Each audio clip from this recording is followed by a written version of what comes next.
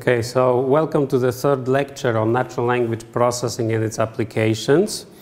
As you know, the objective of this series is to provide a review of the technologies that are being used in language processing, and in particular review the technologies that underlie the Watson question answering system. So we tried to explain, in particular yesterday, why text processing is difficult, okay? And this is because the language is complex and all our approximations, for instance, using grammars, work only to some extent. Previously, that is in day one, we talked about Bayes' theorem and machine translation mostly. We talked about statistical models of machine translation, and in particular the one that is using the Bayes' theorem. And we talked about the use of n-grams, that is counts of words, 1 or 2 or 3 or 5 consecutive words in different applications. So the first application we discussed was the estimation of the article impact for the articles published on the web. The second application we discussed was a help in psychiatric diagnosis, where the graph created from bigrams allowed the doctors to distinguish between a psychotic and a normal state.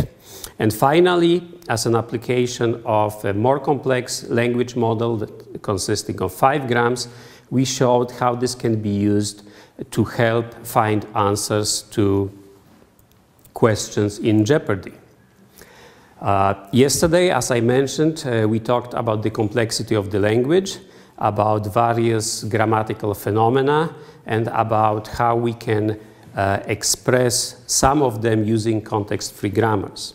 We started talking about parsing, which is the process of assigning some structure, typically trees, to a string of words. We illustrated it with some of the funny sentences. So here is another list, okay? And we're gonna use one of them just to reacquaint ourselves with parsing. Okay, so you can read the list, and I may switch to Polish to provide the translation and the different set of meanings. Teraz będzie po polsku. A czy Państwo rozumiecie te zdania i dlaczego one są śmieszne? Pierwsze zdanie mówi, że... Najbardziej śmieszne to ostatnie.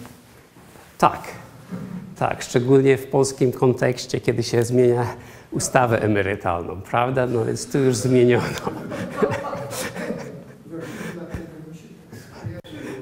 Tak. No więc niektóre z tych widzieliśmy, na przykład to widzieliśmy poprzednio, prawda? Chyba to tak samo, to są, te się pojawiają bardzo często, to jest lista od kogoś innego. Te środkowe to są bardziej takie idiomy. Tak. To tak dla człowieka, który zna taki, bym powiedział, pidgin English, to one nie są tak komunikatywne. Tak, natomiast to jest oczywiste, prawda?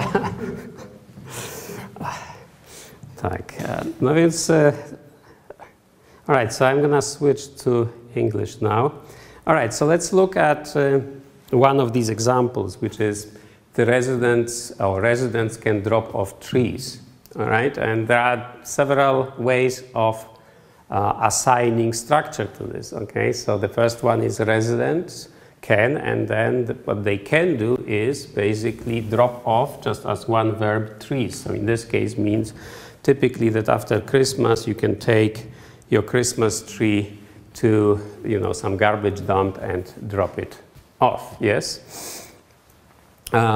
Here we have another parse, yes? Residents can drop, so this is sort of a verb in you know, sort of augmented by the word can. And here we have of trees, yes? So this I mean, this is a perfectly good parse for the machine, but it's sort of difficult to figure out what exactly it would mean, yes? The third one gives the funny reading, yes, because it essentially says that we have a verb dropping off trees, yes? Or I mean, a verb phrase drop off trees, which means, and this would be parsed as a prepositional phrase in the same vein as cats can jump on trees. So in this case, the residents are falling down from the trees, and that's what gives us the funny meaning.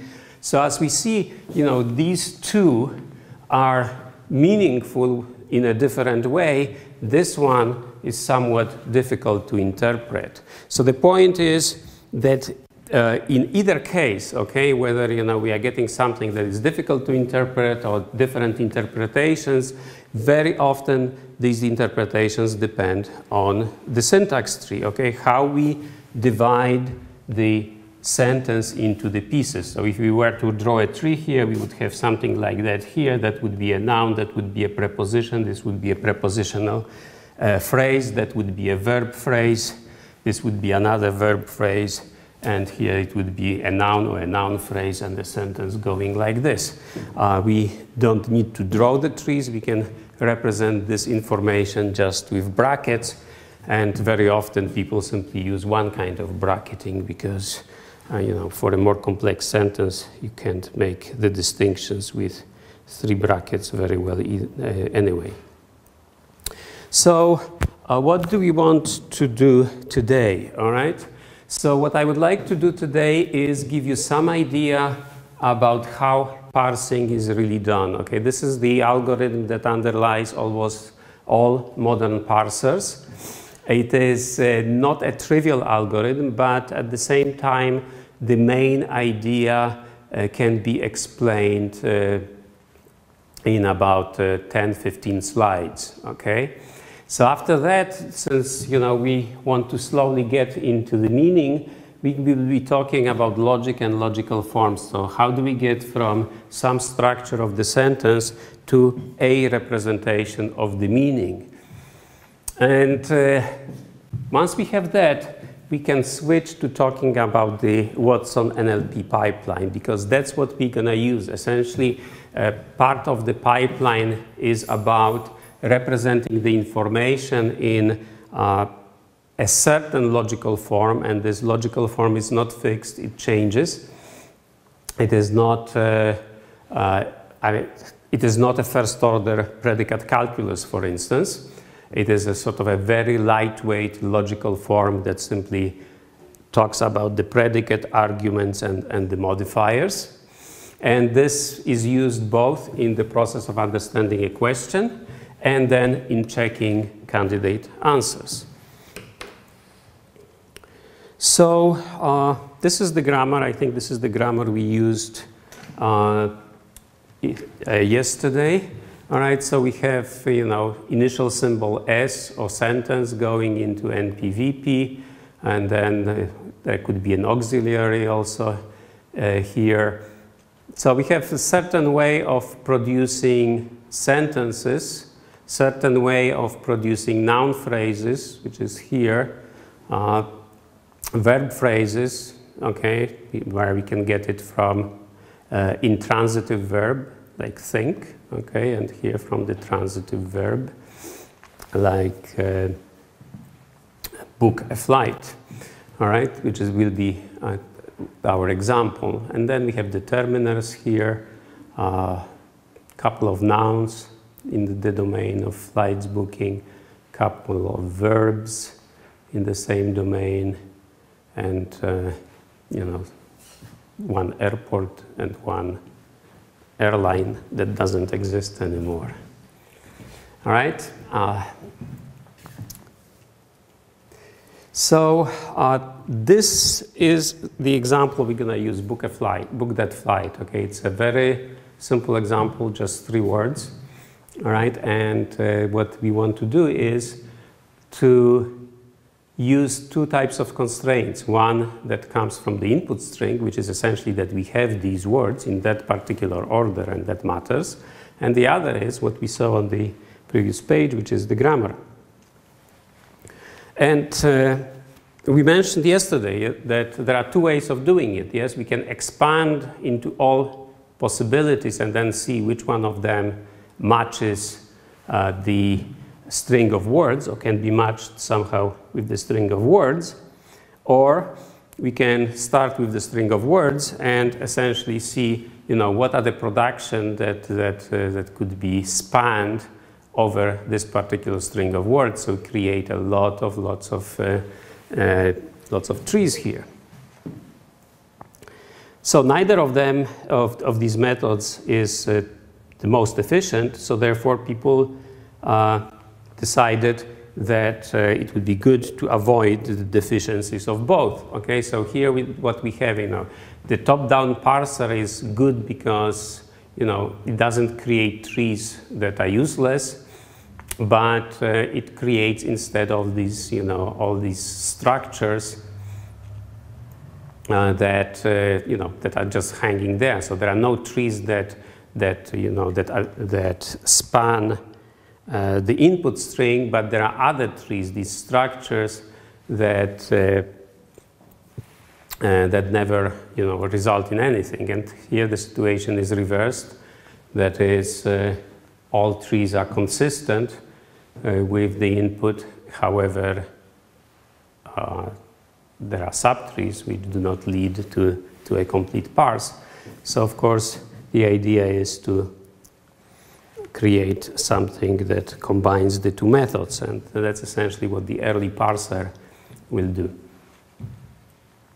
So the idea is to reuse whatever we have seen before. Okay, there will be a table where we can keep these things, and so there will be no repetition of work, but we're gonna do top-down search. So we're gonna start top-down, but we're gonna basically constrain it by looking ahead at the first word, and that will reduce the number of possible productions. So for instance, if we look here, yes, if you look at this tree, if we look at the first word, this particular thing is not possible because book is not an auxiliary. Okay, book can be a verb, as we know from here. It could also be a noun. So in principle, we could have a noun phrase here, but this possibility can be excluded just by looking at the first word. Okay, so that is basically what early parser does, and we will discuss it, sort of with a little bit of the details, what it is that it does. Okay, so the typical explanation uses something which is called a dot, which is a pointer, and this pointer is going to move. Okay, so basically, once it reaches the end of the input, we are done. Okay, so it's a special symbol that we can, of course, implement programmatically.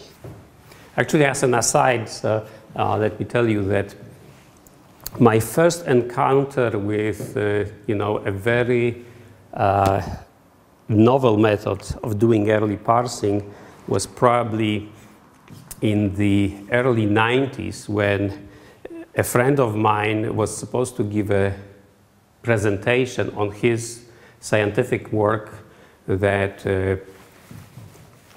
was about creating some very efficient algorithm for a specific kind of grammars that used early parsing. So that was relatively a complex thing, but he couldn't leave the United States because he was applying for permanent residency. So therefore, when you apply for permanent residency, they would, at least at that time, they wouldn't allow them and such person to leave the country, probably under any circumstance, or maybe death in the family would be accepted, but certainly presenting a paper at the conference wasn't. So since I had another paper at that conference, so he asked me to present it, which I did.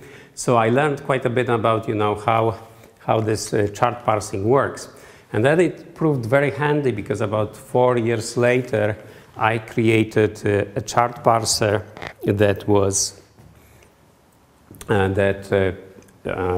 following not context-free grammar, but a construction grammar, still, with a context-free core. And that grammar was actually used in many different applications later. We never properly described it, or the algorithm that we used, but this is, I would say, my third encounter with the early parsing in all these years, because otherwise, we just use the parser, we know how it works, but until you build one, you really don't have the very good intuitions. So anyway, so we have these productions, we have this dot which is gonna move, okay? And what you see here is that at the beginning, the dot is, all the way to the left of the input, and we have, some numbers here which essentially say, where do we have the, how much, what did we find so far, okay? So we will have 3 operators, all right? So the first operator is a predictor, which expands the rule. So it looks for, for all possibilities that, that can appear, okay? So if we have a sentence goes into the VP, then we can expand it into VP going into verb and VP going into verb followed by the NP. So that's the only thing it does. It creates all these possibilities for expansion.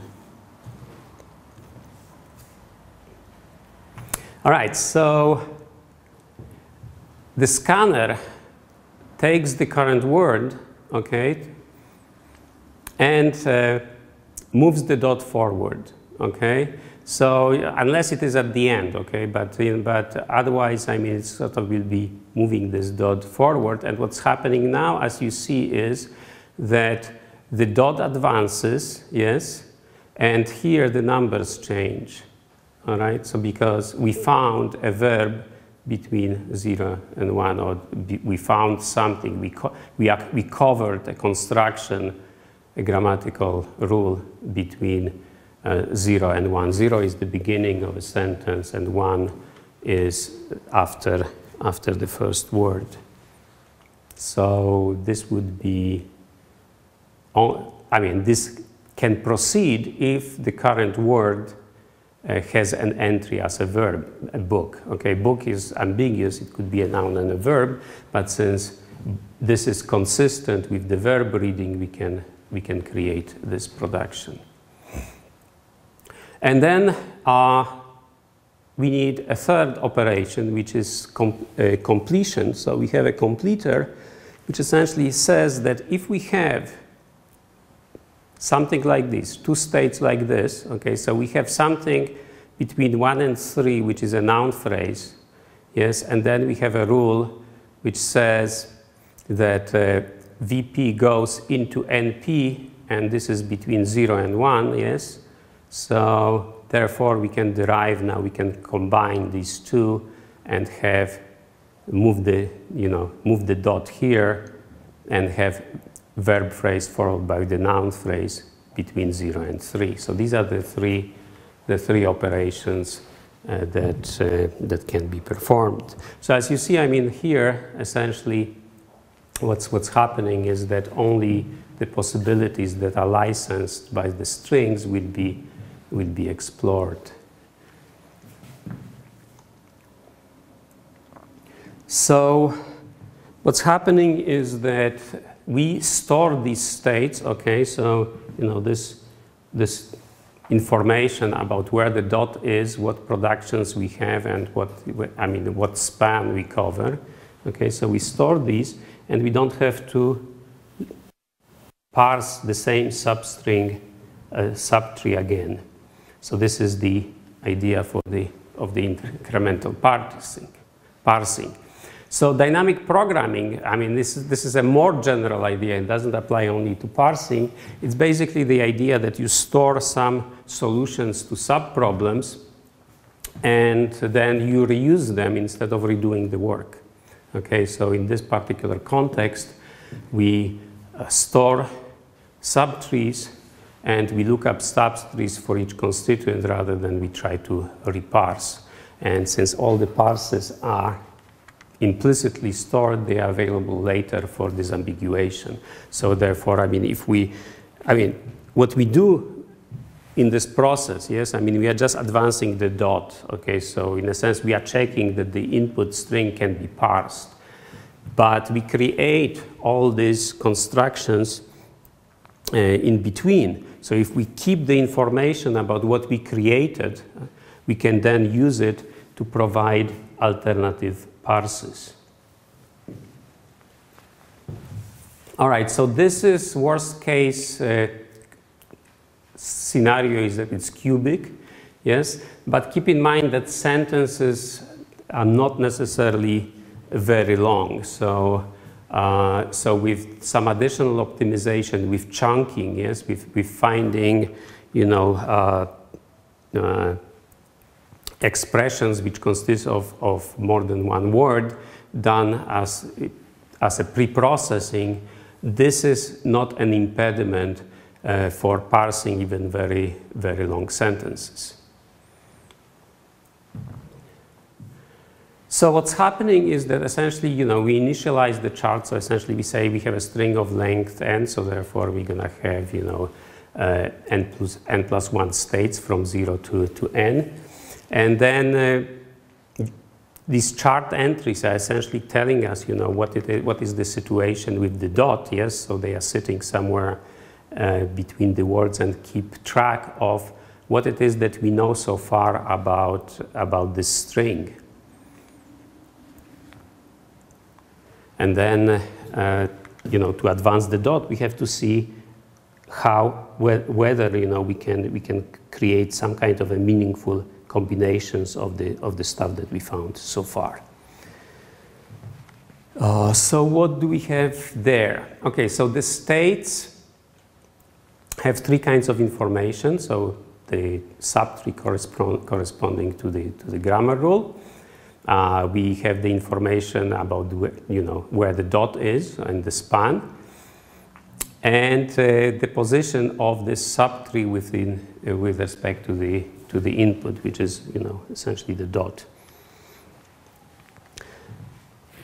So dot indicates the progress. So here is essentially how we would like to proceed. Yes, if we want to parse book that flight, we would essentially start here, okay, and expand this into the different possibilities. We would then advance the dot and found the determiner. So we would make some progress here, and then we would try to see if this could be, if we find the nominate afterwards. And then finally, the completer would allow us to essentially combine, once this is done, we found book as a VP, so the dot advanced here. We could then combine V and P and do a completion.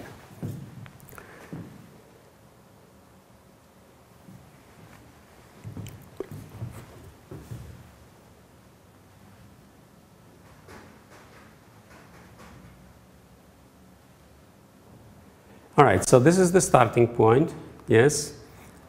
If somehow we manage to get to the determiner, yes, and the dot is here, that means that we know that NP should begin at the position 1, the dot is at the position 2, so far we passed successfully that much, but we are looking at the span between 1 and 2. So we expect a norm afterwards.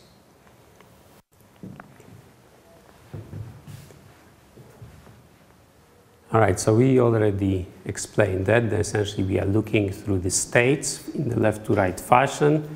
At each step, we apply the operations, and the results are added to the list of states. And since the dot always moves rightwards, yes, so we always move forwards through the chart, making addition as it goes. States remain. There is no backtracking. We don't go back to see, you know, to look for another possibility. Oh, it's a thunder. Okay. Or maybe not. Or maybe it's a car.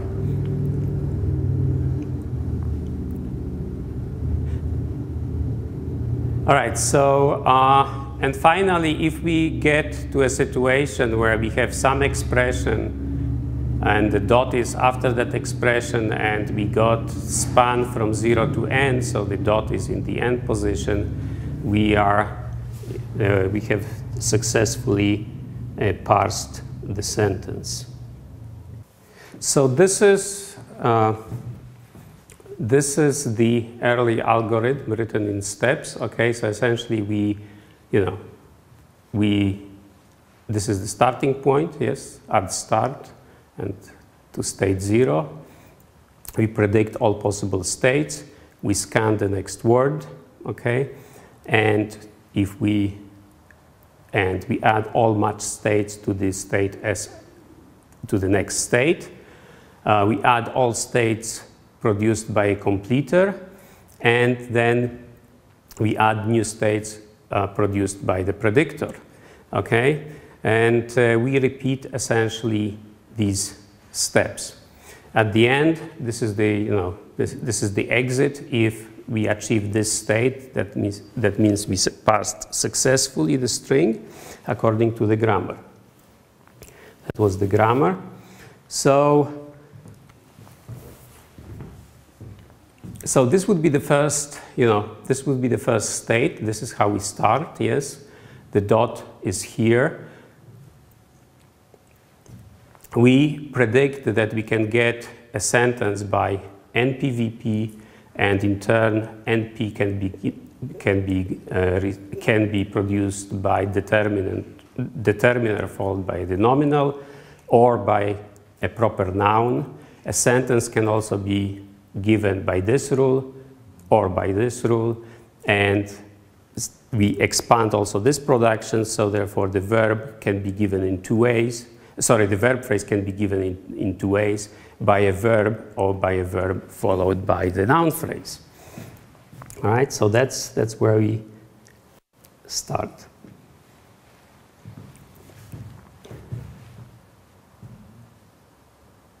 So we talked about, we produce states representing every possible expansion, all right? And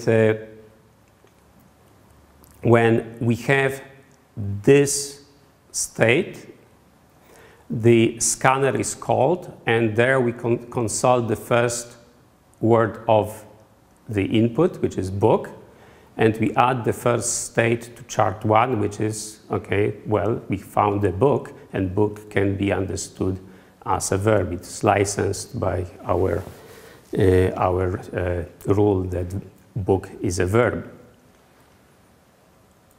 Now, when we're going to be looking for the second production, okay, VP goes into a verb followed by the NP, we do not have to repeat this operation because we already know that book is, can be understood as a verb, so therefore we will not have to repeat that work, and that's where the savings in the work happen. All right, so what happens next? Well, we found the book, yes. So we know that we found the verb, and that would be the end of it, but we are not at the end of the input yet. So nevertheless, we can say that we have found a sentence here, yes? The completer said, okay, I have found the sentence, and the sentence just says book, okay? It's a very, reasonable imperative sentence, but it doesn't cover the whole input, So we could preserve it for, some alternative interpretation, because sometimes, the inputs don't have all periods, or sometimes the lines can be put together improperly. So occasionally being able to parse part of the input is also useful. But nevertheless, what we really want to do, we want to parse the whole string. So we have another production here, which consists of a verb followed by the noun phrase. So now what do we need to do? We need to expand this part into different possibilities. And the possibilities are two, which is determiner followed by a nominal or a noun, or by a proper noun. So it would be TWA. So book TWA would be a perfectly good parse, which we would get if in the next state, if this rule would be applicable for the sentence book TWA. But our sentence is book that flight. So, all right, so what's happening exactly? Book with a dot is passed to a completer, which finds two states, yes? They are added to chart 1, the dot is moved to the right. So we saw that this thing is added to chart 1 because, well, this is a valid production. And then we add, you saw the rules about the NP, okay, added here. So we essentially, that is covered in this particular point. And if the input is longer, we proceed in the same way. So what's happening now? Okay, well, now we are in a situation that we parsed book, and we are expecting a determiner, so we would like to scan the next word, and the word is that, and indeed this can be parsed as the determiner, and we're going to be looking for something else. Okay, so now we have NP followed by that and nominal. So from the completer, we have this production with these numbers in the chart. And nominal itself is going to be expanded into a noun, or this is a recursive rule, a noun followed by a nominal. So any collection of nouns is understood as a nominal. So TWA flight, or flight TWA, or flight flight, or TWA TWA would be perfectly good nominals according to this particular rule. All right, and then finally, once we scan that, what remains to do is to scan the next word. The next word is flight. This licenses reading of a noun. This closes, okay, or completes reading of the nominal. Well, we still have this possibility that maybe there is another nominal, okay, but there is no additional input, so this is going to be, this is going to just hang there. Now we have this completed, therefore this is also completed, verb phrase followed by verb noun phrase. Well, therefore this was waiting for a completion, and it's done now too. And what do we have? Well, we can predict that there is another noun based on this particular rule, and since this rule is recursive, we can also predict that there would be an additional nominal. So we still have these things hanging. Nevertheless, we are pretty much done, okay? So, all right, so I think that that is basically, we are in a situation where, we found the sentence between 0 and 3, so this is the end of the story in terms of parsing. Now, if we keep all the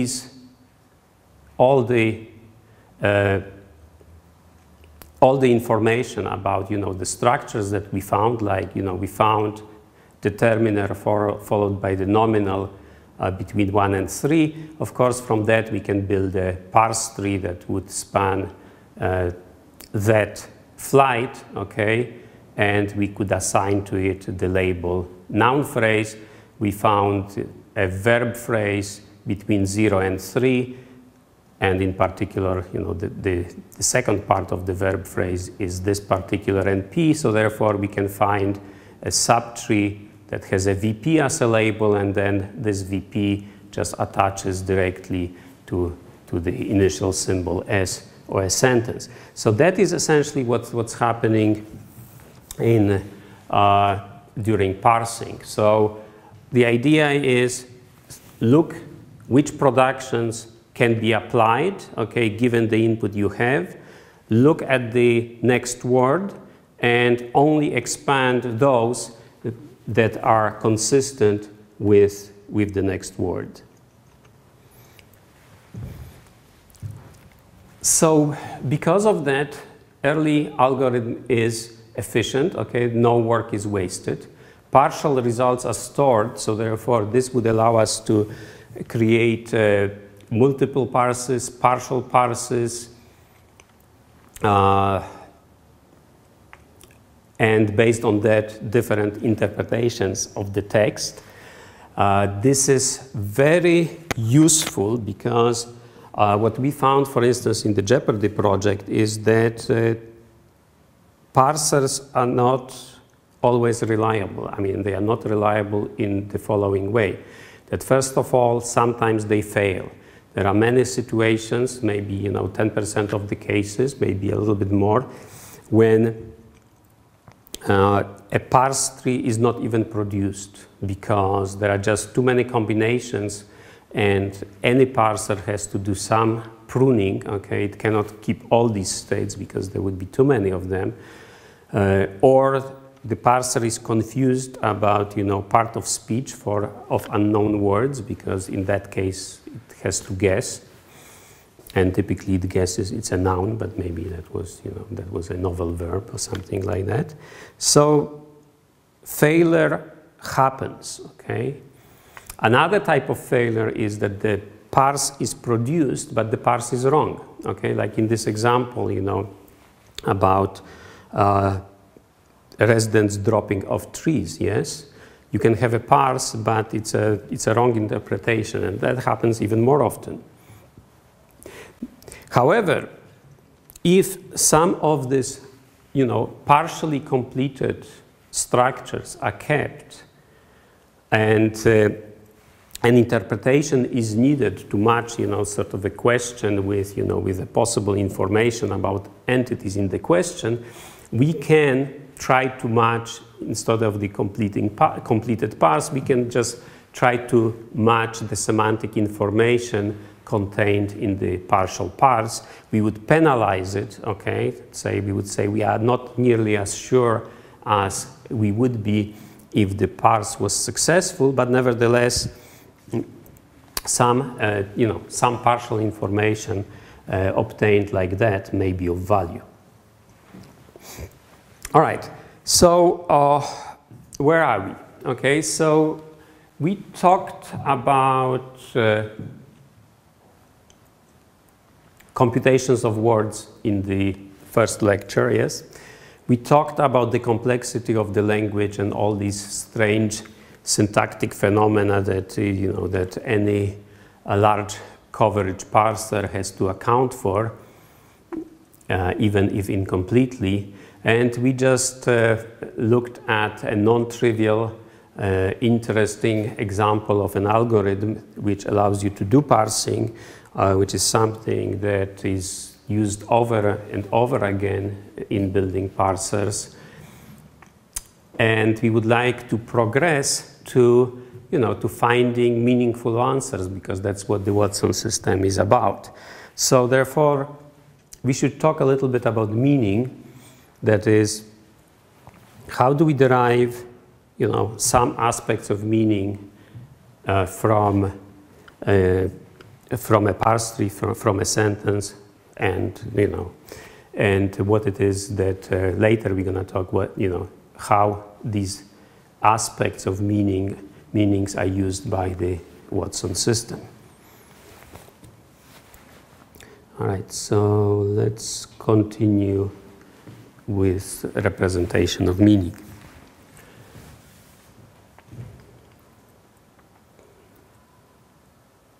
All right, so the idea is this, okay, that we want somehow to represent meaning, okay?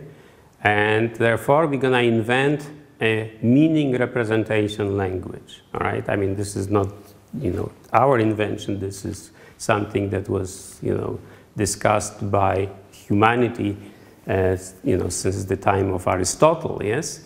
Because the idea is that instead of language being sort of its own representation of meaning, we should have, some other representation that would in particular allow for, the paraphrases, for instance, to be represented all the same way. That's why we want it, yes? But of course, you can ask a question, why do we need another language? Yes, we already have, a bunch of programming languages. We have this natural language, which is extremely complex, that we have to deal with. And here we are, coming with yet another language to complicate the situations even further. All right? Well, there should be some reasons to do so. And the reason is that allows us to to sharpen our intuition. So that would be the reason number one. We could explicate mathematically about what we mean by, the content of the sentence, and consider systematically different alternatives, which is possible to do in natural language, but having a more compact notation actually is useful. The second thing is what is semantic analysis, and that essentially is a mapping between the language, the natural language, and real life. I mean, real life as in, our image of a real life. We are basically creating a model of the situation, and then we can talk about, whether this model is adequate or not in general or for particular tasks. Okay, so what is this meaning representation language? Typically, it's some variant of logic. It's a logic-inspired notation. So here we have example of it. So I have a car could, for instance, be represented as there exists X, there exists Y, there is a relationship of having, and there is a haver, and the things that's being haved, okay? So have is represented essentially as a predicate, yes. So it's what we call it reification, okay. It's becoming a thing, okay, a situation of having, and in this case, there is a speaker who has it, okay. So I have it, all right. And there is a thing that's being had, and this thing that's being had by the speaker in this situation is the car, some car. We don't know what kind of a car. The speaker is concrete, okay, so this is a constant. These are bound variables. So this is a very complex representation of a very simple sentence. And that usually is the situation that, that these representations are more complex, but on the other hand, they allow us to perform some computations on them, okay? It's more difficult to do computation on a raw string of letters. So why do we care about it? Well, let's assume if we have a question whether, a restaurant, Le Dog, serves vegetarian food. We can ask the question, does the dog serve vegetarian food? We can have a database or a knowledge base, and say in this database we can have, either a predicate like this, or we can have, a table which would say have two columns. One would be, the name of the restaurant, one entry, and then the type of food it serves. So the idea is that we would convert this thing, this expression, does the dog serve vegetarian food, into some kind of a logical form that could be directly matched with the entry in the table or in the knowledge base, okay? And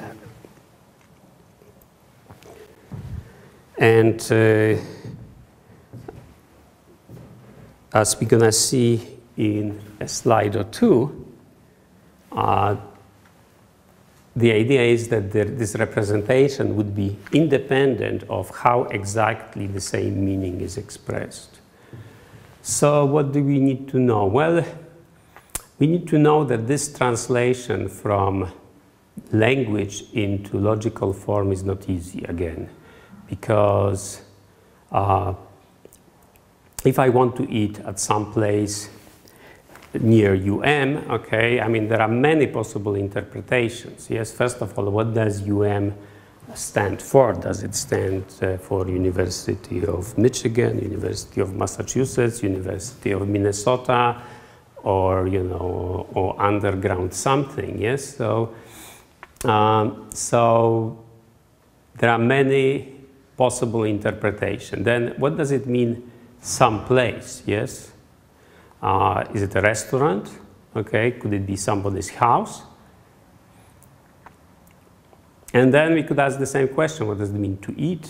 Okay, you know, but is buying, you know, a candy bar eating, does it count? All right, and these interpretations are important because, you know, depending on what interpretation we choose, we either match the entry in the database or we don't.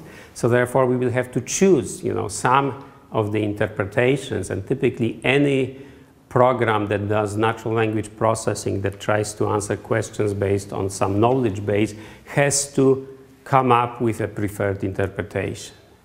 Now, in most of the literature, what you're gonna see is that what people are doing is that they create sort of a translation from natural language, into natural language parse, from there into some kind of a logical form, and then this allows you to then match a database or a knowledge base.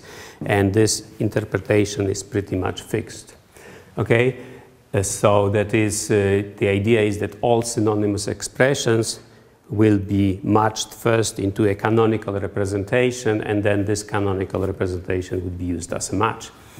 What we were doing in Watson, which was novel, is that we do not do that. There is no canonical representation. That essentially we try to compute in parallel many different interpretations and then see, you know, whether we can match all of them and attach some scores and find, you know, find a preferred match between the question and a possible information about entity in the question in many different ways, and instead of finding one canonical representation and a perfect match. Okay, so, well, so we have, you know, differing interpretation, preferred interpretation, but in some cases, okay, it's not clear what, you know, what it is. Okay, I want to eat Italian food. I mean, it doesn't say whether it's pasta or a soup or somebody else, something else, yes. I have no idea of scoring in this context. Okay, that's why we're gonna be talking about scoring in the context of Jeopardy. Okay, because here there is no scoring, yes? I mean, we just choose the interpretation and, you know, there is a perfect match. Yes. Yes. I cannot imagine anything. I have no idea. Yes. Okay, I will be patient. Okay. So, all right. If I will remember the question if I see a good example, or maybe even here. All right. So. All right, so let's just finish this slide first, and then I will answer a question, I think, using this example. All right, so why people want a canonical form? Because they have this idea that all of these sentences, you know, at least the first four, say the same thing, yes, or ask the same question. Do they have vegetarian food? Do they have vegetarian dishes? Okay, do they serve vegetarian fare? We could probably find a few other combinations like that. That is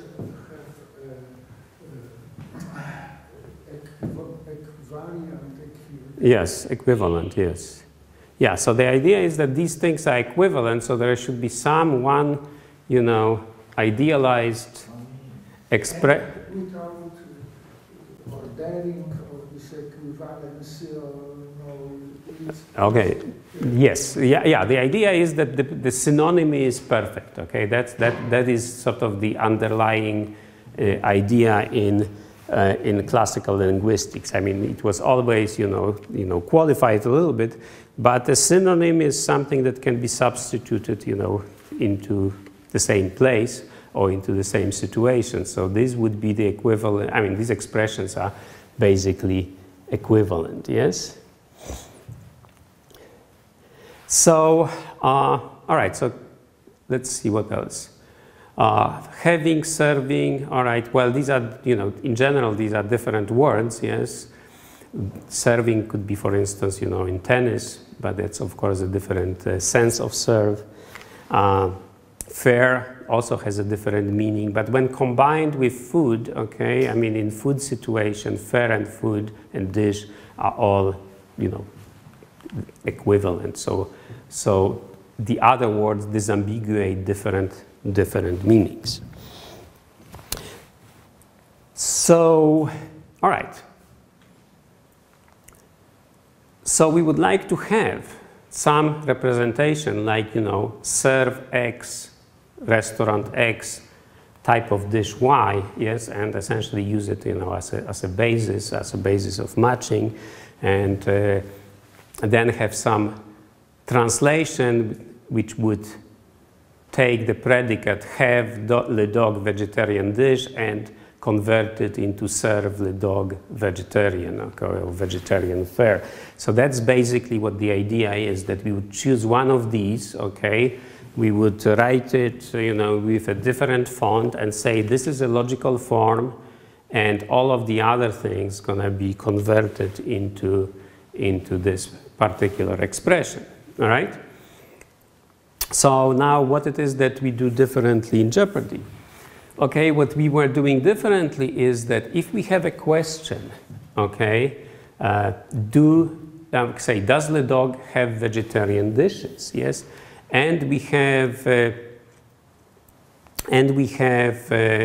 say two sentences. One says the dog has vegetarian dishes. All right, then, well, we have a perfect match because we have the same predicate have, yes, the same subject le dog, yes, and the same object vegetarian dish. So we have the same predicate and the same argument. This is a perfect match.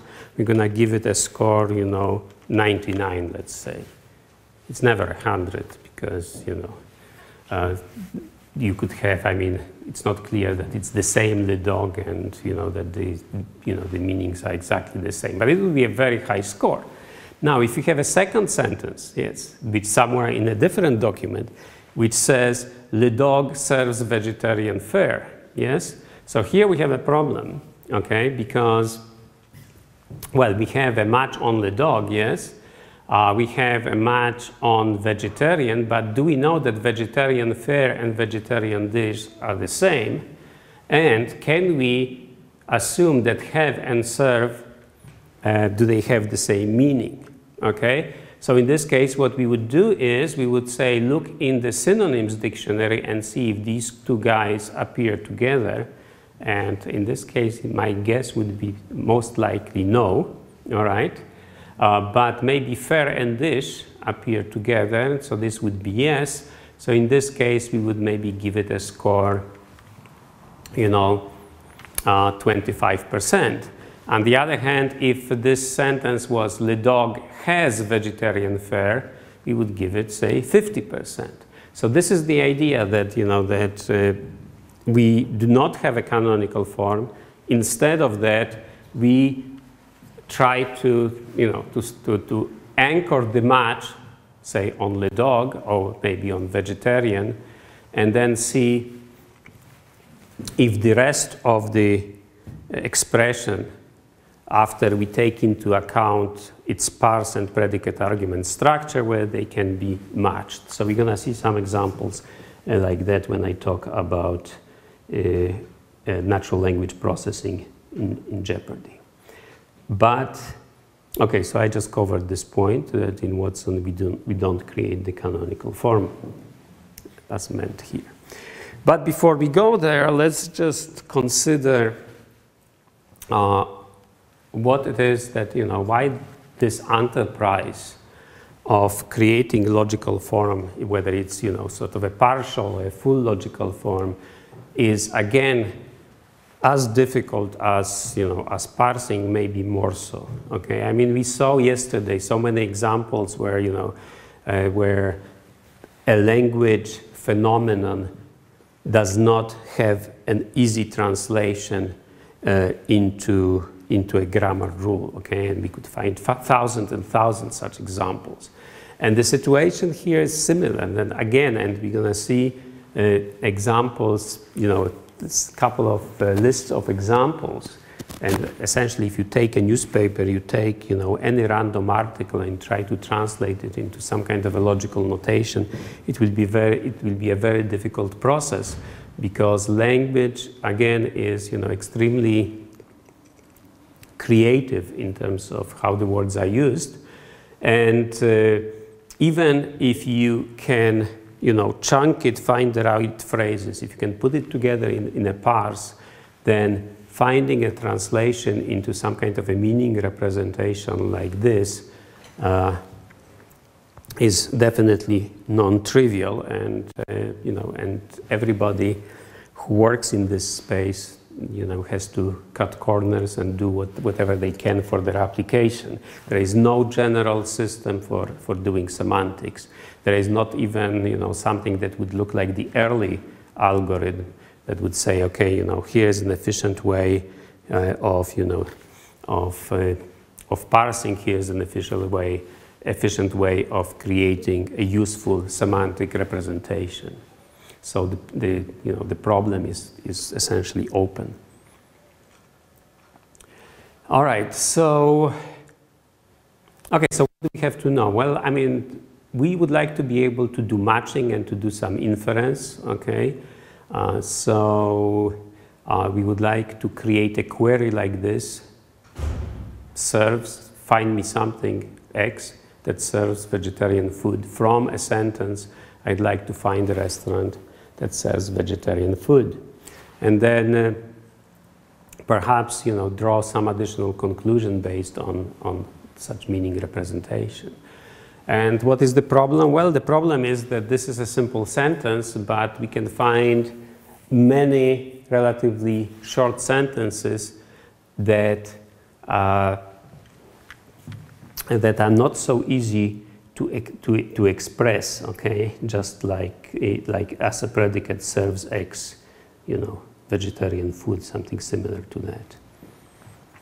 All right, so here are some of the things that we have to have an account. All right, so we would need to, in the restaurant domain, okay, we would like to be able to say something, we would need a predicate want, okay, I want Italian food. But then also there is something like, I want to spend less than $5, okay? So we have two things. One is that we have a different construction here, all right? It's not an NP anymore, it's not, but we also have this, less than $5. What do we do with that?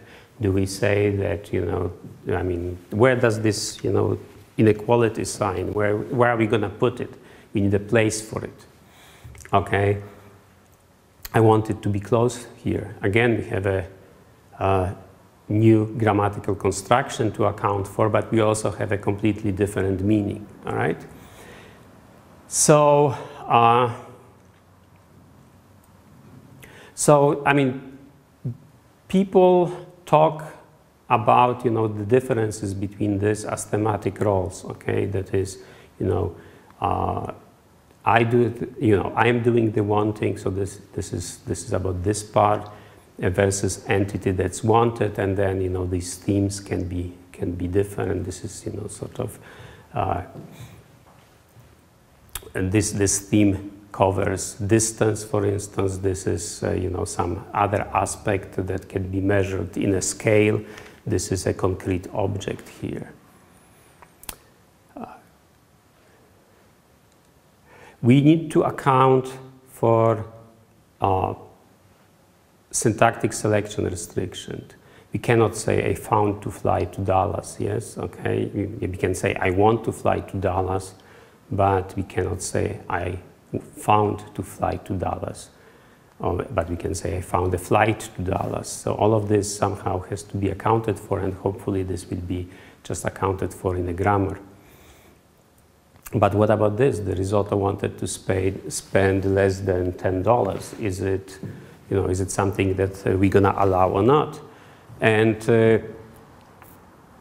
it is semantically bizarre on the first reading, yes, but if, you know, if one waiter is talking to another about a customer who ordered risotto, I mean, it's a perfectly good abbreviation, yes, for a customer who ordered risotto. So that is something that might appear in real text.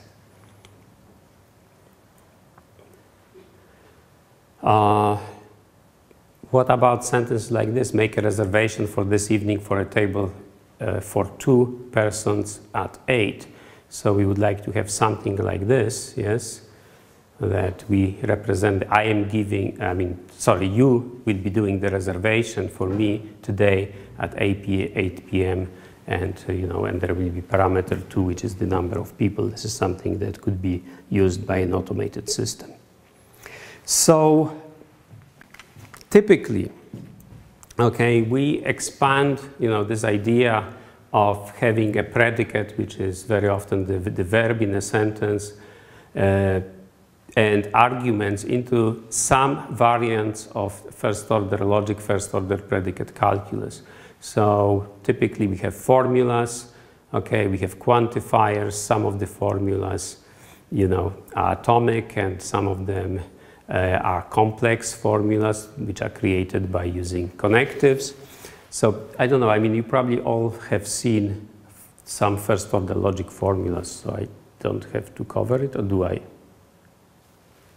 All right, so basically we have formulas. Atomic formulas are predicates applied to a collection of terms, and terms usually are constants or variables, or possibly we also use some functions like addition or next or something like that. You have connectives and or and imply. We have quantifiers for all and exist. We have constants which very often correspond to the objects in the universe. We have variables, okay, which more or less stand for something or the other. And then we have predicates, okay? So the predicates which can be formed from verbs, like serves. Predicate that may be expressing a distance, or at least that would be our preferred interpretation, near. And then the function could be like cuisine of or location of, so vegetarian or in Warsaw.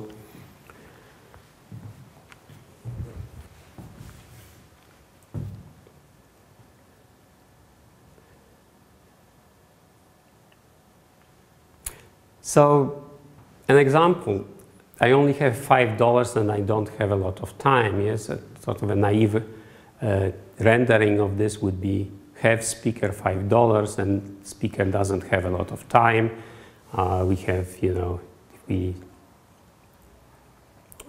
if we want to have sort of an open formula, we would say someone X has only $5 and someone X, the same X, and this person doesn't have a lot of time.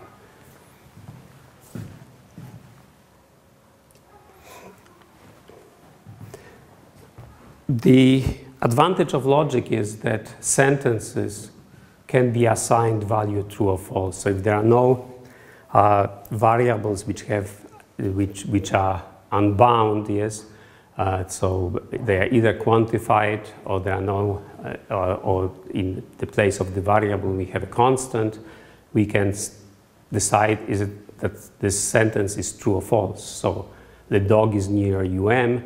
If we have the interpretation of the dog and UM and we know how to interpret near as, say, less than 1 mile or kilometer, then basically this expression can be directly translated into a question to Google Map and assigned a truth value depending on the answer.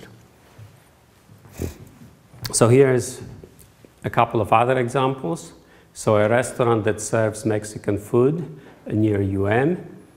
So we can represent it as there is something, which is a restaurant. This something serves Mexican food, and the location is near this particular location. The location of the restaurant is near this particular location. If we want to say that all vegetarian restaurants serve vegetarian food, well, by definition we could say, but we can still formalize it and say for every X, if something is a vegetarian restaurant, then this something serves vegetarian food.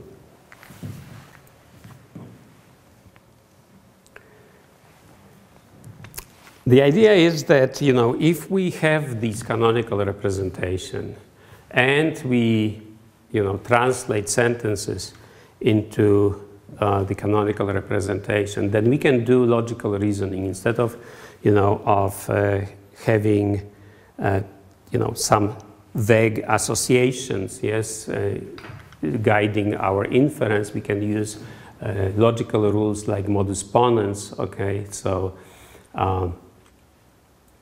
all people are mortal, yes. Socrates is a person, therefore Socrates is mortal. It could be written as, you know, if someone is a person, that someone is mortal. And so that is the classical example of modus ponens. And the idea is that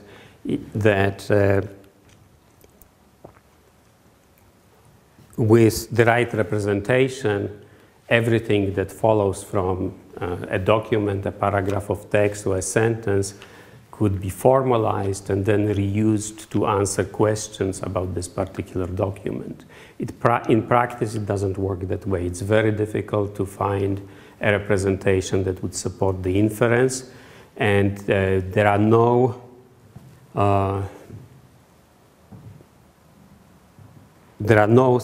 inferencing systems that would decide that this particular sentence follows from a particular paragraph of text with a great reliability. There is a competition held every couple of years about essentially doing this kind of inference. If you get a paragraph of text and then you have a statement, and the question is, you know, does the statement follow from this paragraph of text? As of a couple of years ago, many of the programs that participated in these competitions were not doing much better than random, okay? Which just shows you how difficult the problem is. Currently, they perform a little bit better than that, but when we were doing the Jeopardy project, we realized that we cannot rely on any existing knowledge about doing the inference, you know, from a paragraph of text to another sentence, because there were no reliable methods of doing so. However, okay, if you have a limited domain, okay, not an open domain, but a limited domain, and you can more or less unambiguously translate from your limited natural language to some kind of a formal representation, then all this kind of reasoning could be done with, with great reliability. So here's a simple example. We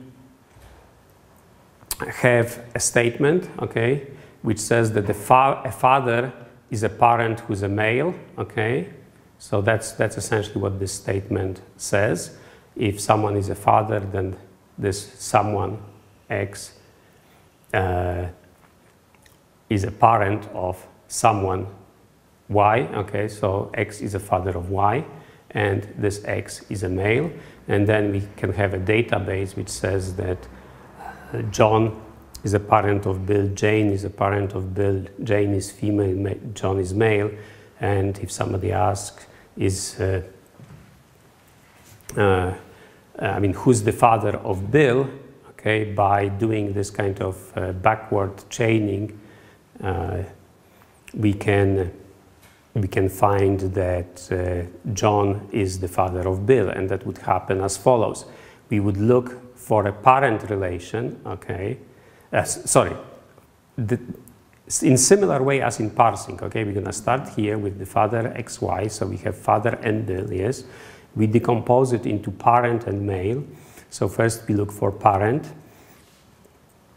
So we have parent John Bill and parent Jane Bill, yes. So we have two candidates, but then we have to also satisfy the second part, and only John satisfies the second part, so therefore the only reading that we can get from that is that John is the father of Bill. And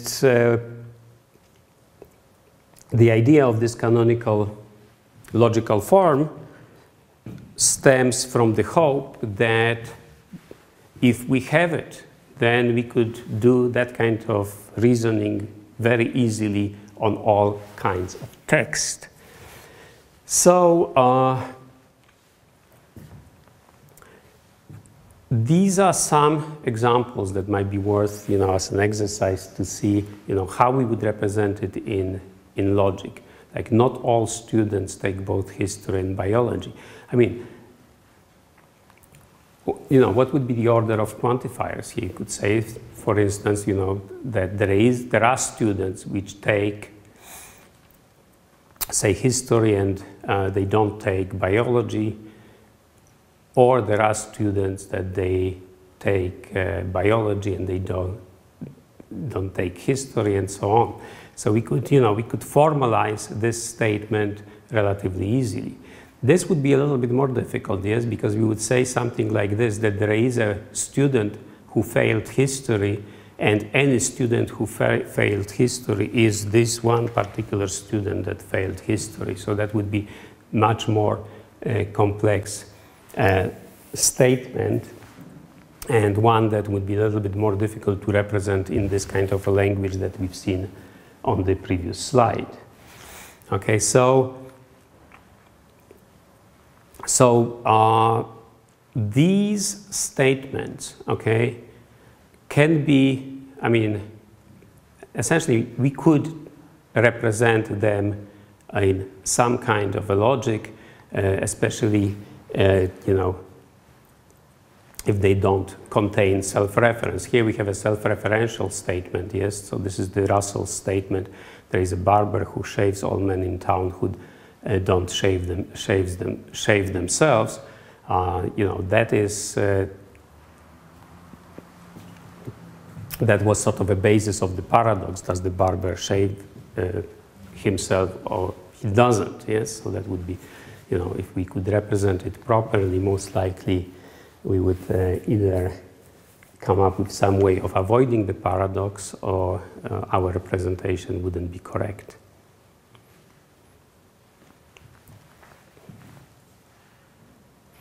Other things that we need to take into account when creating a logical form. So we have categories like vegetarian restaurants, yes. Most popular vegetarian restaurant that is difficult to formalize in first order logic because you need some idea about, about counting, and counting is not present in first order logic. Subsumption hierarchy, that is, Joe is a vegetarian restaurant, okay, and we can essentially, this allows us to turn all concepts into object. Vegetarian restaurant is a kind of restaurant, so we can have this kind of new expressions added to our language, but these expressions very often go beyond first order predicate calculus. So we need semantics for them.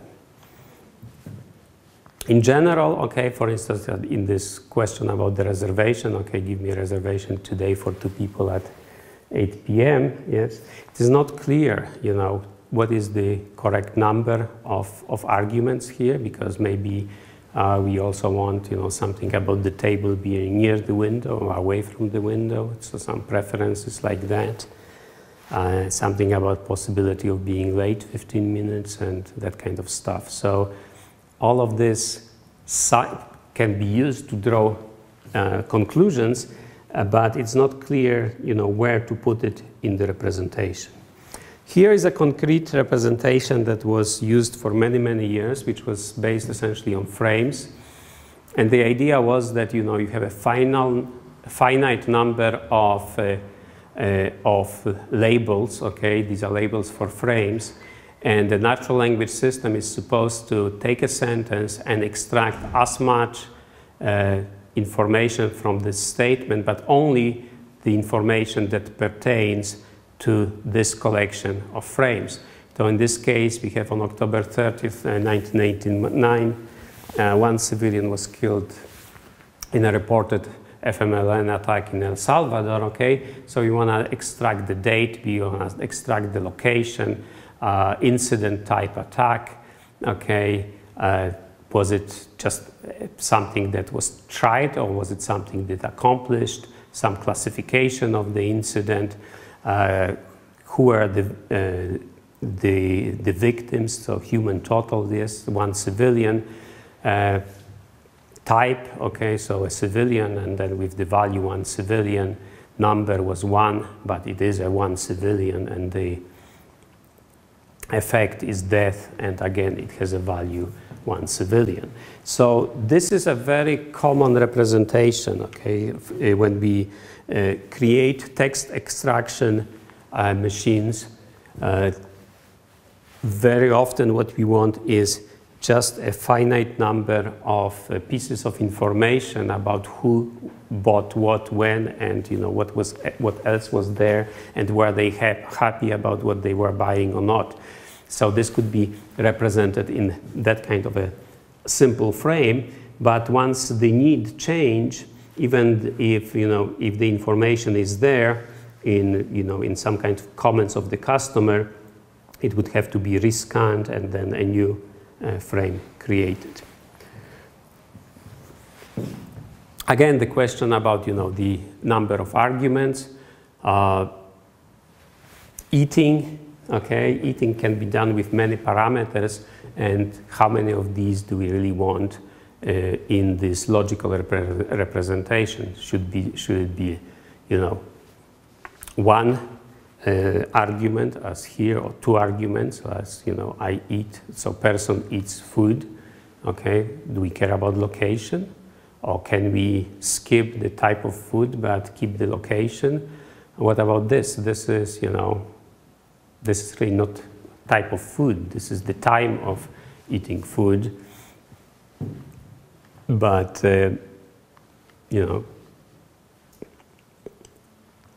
we don't. I mean. Do we represent it as kind of food? So turkey sandwich could be a lunch, yes, but lunch is also a time when you eat turkey sandwich. So what do we do here? Do we have 2 predicates, 3 predicates, or maybe even more predicates? I ate turkey sandwich for lunch. So here we have a combination. This is, you know, the type of meal, I would say. So in this number 7, we have I ate a turkey sandwich for lunch at my desk, yes. So we have 1, 2, 3, 4 predicates, and we could probably imagine some additional ones.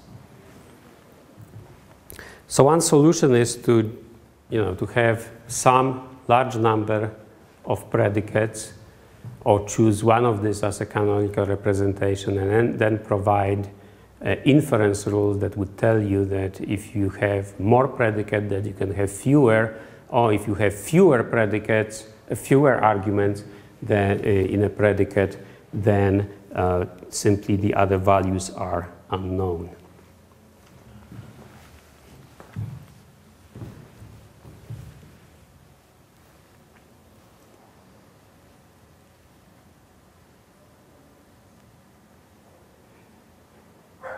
But I mean, we need to be consistent about, you know, what we're gonna do with the predicate, because I mean, how do we combine information? Yes, I mean, eating at a desk and eating lunch, can we combine to get eating lunch at a desk? Well, only if we had the same number of arguments, yes, in the same order, and you know, some meaning predicates that would allow us to, you know, to create some operation that combines this information. So very often what happens is we create an event, okay? So here we create an event or a situation, and this is an eating event, and there is an eater and something that's being eaten, okay? And that would allow us to represent, you know, the sentence of eating a turkey sandwich. Now, we don't need to specify the fixed number of arguments, because essentially we are cheating here, but by, you know, could put another end here and add a location of this particular event, yes?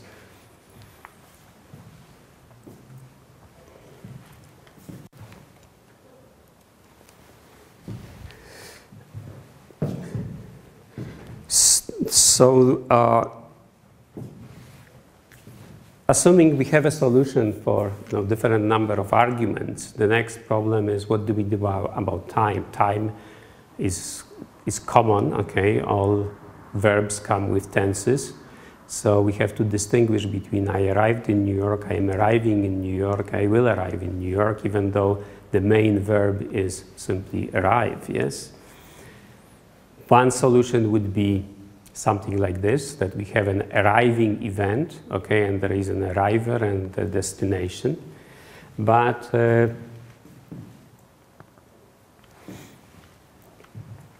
this gets more complex, okay? Because if we want to, you know, represent some additional parameters, we need more and more entities that we need to postulate. So I arrived some time ago, yes, with that there was some kind of an arriving event, but it was in some time S that precedes now.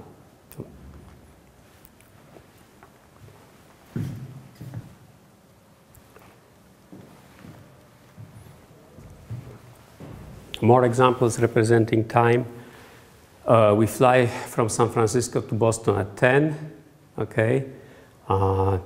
So we would need, okay, there is no simple translation from this, yes, because this is present tense, but actually what we mean here is something that's happening in the future, so we need to somehow be able to come up with a translation that takes a present tense verb and creates a representation about the future. Similarly here, okay, we need some representation of the future, and this future has to be more or less exact an hour from now. What does it mean to arrive late? Okay, and what's the difference between had arrived late and arrived late? So we need another event here that would allow us to say that it was had arrived late.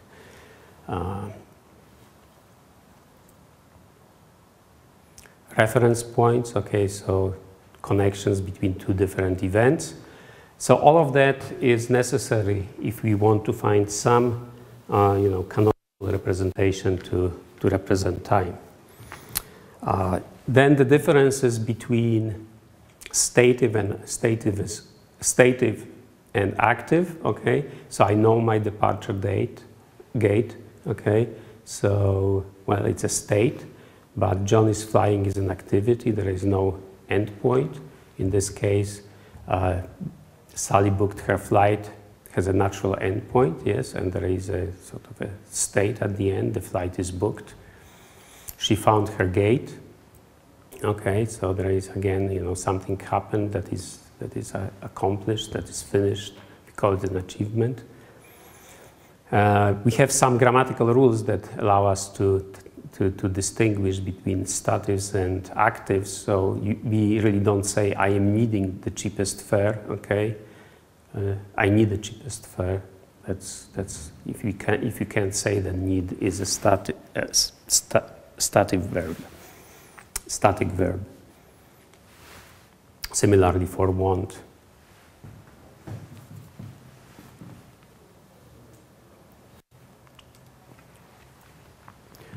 More things to worry about if we want to represent language in logic. We have to deal with wants, believe, imagine. Okay, all of these introduce hypothetical. Yes, I am imagining there are flying horses. Okay.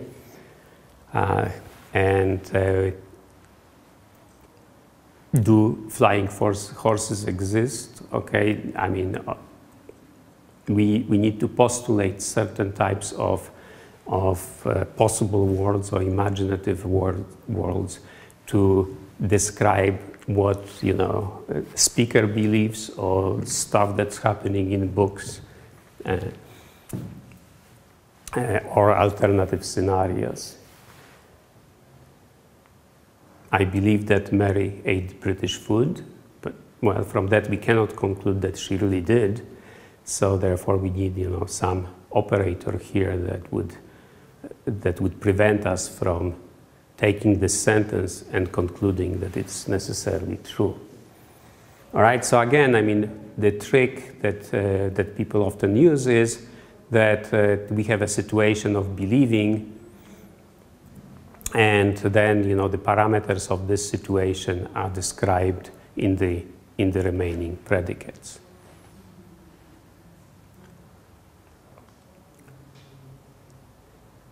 But if this particular representation is chosen, then if we drop this believing predicate, yes, then it would allow us to conclude that indeed Mary ate British food. So that is not something we want to do. So either we have to restrict the type of logical rules that we can use, or we need to change this representation into some kind of a modality that would take, the remaining predicates and put them in some context that would prevent us from concluding that she ate British food. So here we have, this kind of believe model operator.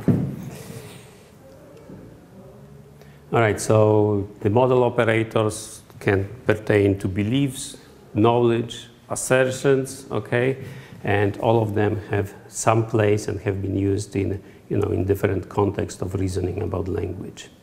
So here we have some additional examples. And these are very difficult to translate into some kind of a logical expression. So one more outburst like that, and you will be in contempt of court. So this is something that a judge can say to a lawyer or a defendant who's not behaving, but if you try to represent it, it's not easy, because we have here, you know, a hypothetical, and we need to represent tense and so on and so forth, and this representation would probably be very complex. This could be simple, okay, if you're interested. Annie Hall is on TV tonight, but I don't know whether this is the right, you know, the right intended meaning, yes? Because somehow we have to say that if you're interested in Annie Hall, then this show is going to be, or this movie is going to be shown on TV today. So we need to add some, you know, some additional information.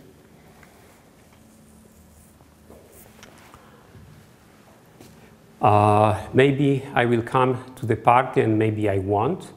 All right, something is being conveyed by this sentence, yes, but with the naive translation, it is simply, you know, always true, yes. I either will come to the party or I won't be there. So that's always true. Nevertheless, that is not the intended meaning. So what is it that we are trying to express by saying something like that? And of course, this sentence is a contradiction. I like Sandy and I don't like Sandy. Okay, logically, it is a contradiction. People speak it and they mean something by it. So how do we represent it? All right, so given all these problems, okay, with representation of meaning, given the fact that there is no reliable way of going from a natural language parse to a representation of meaning, what we did in Watson is we decided we're going to use very impoverished representation, and we're going to only try to attempt to match the meanings when we need it, okay? So in other words, if we need information about the entity, about the candidate answer, and we have a passage, say a sentence that expresses something about it, and then we have a question that might be asking about this particular relation, we will try to assert the strength of the connections between, you know, the information in the passage, in the question, and the information about the candidate, and we're going to do it on the fly. And we're going to use machine learning to decide what is a reliable way of doing it and what is not a reliable way of doing it. So in other words, we simply sidestepped all these problems that were mentioned before.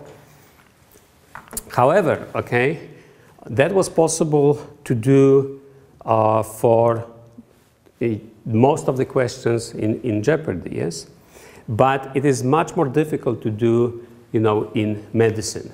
In medicine, you know, the temporal progression of symptoms is important, okay? So if you want to perform a reliable diagnosis, you do need a deeper representation of the language, and you do have to deal with the representation of time. So some of my colleagues are working on it right now, but we were lucky that we didn't need to solve all the problems of semantics to answer Jeopardy questions. So we sidestepped essentially the whole, you know, problem of finding a representation of meaning, and instead we went directly to sort of to do it in a very, very partial way.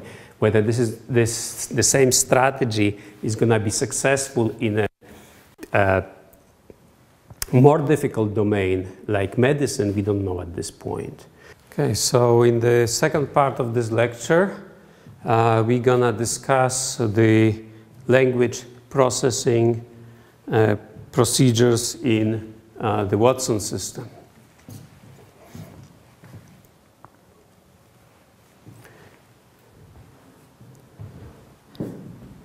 You have seen this slide before. So we had these milestones of essentially creating a system that can answer questions in an open domain. That is, there is no topic given in advance. Topic can be almost anything that people can discuss, including puzzles, but most of the questions are about some facts. These are factoid questions. And the task is to answer such question before anybody else does, and it requires understanding the question, finding the answer, and checking the answer all in a second or two or three. We managed to solve this problem without addressing all the problems of representing meanings. Okay, we talked about the problems of translating from a parse tree into a meaning representation in the previous lecture. So we managed to do it in the Jeopardy system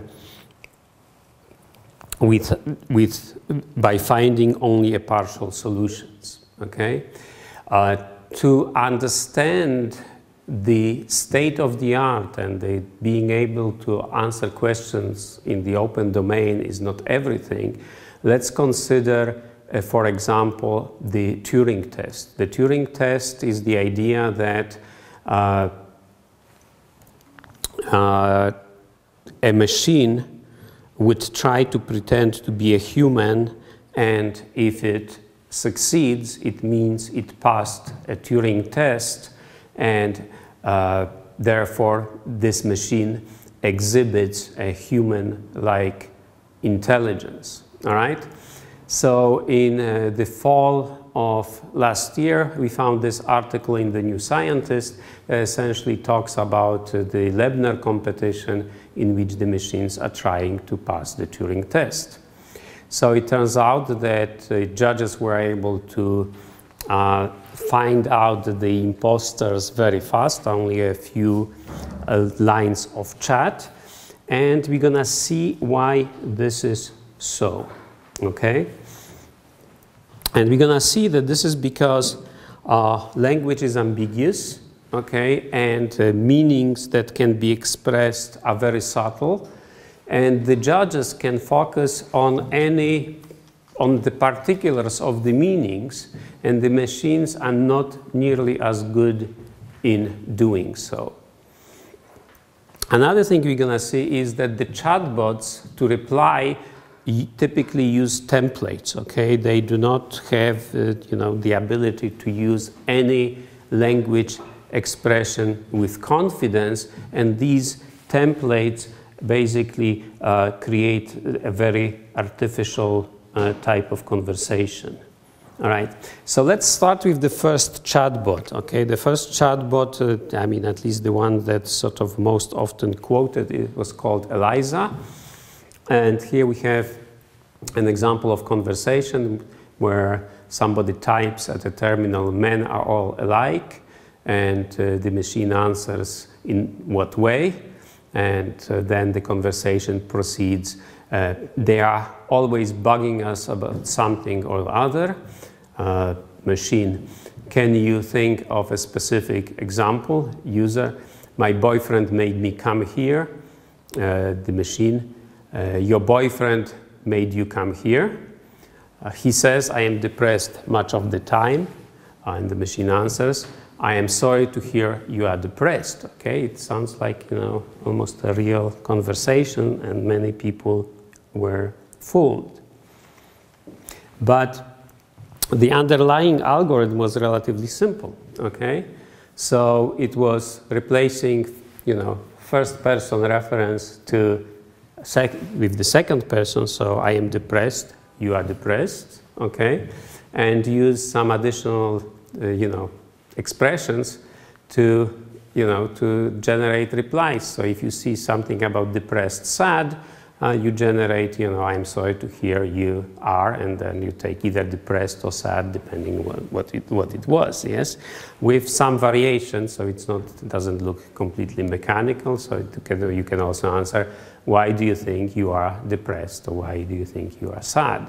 And then if you have, you know, some general statement involving all, well, you replace it with, you know, so you can ask a question in what way. Similarly, for always, you can ask for a specific example. So that's what Eliza did. Nevertheless, you know, people are still playing it, using it, and, you know, and apparently it has a placebo effect in terms of calming people down.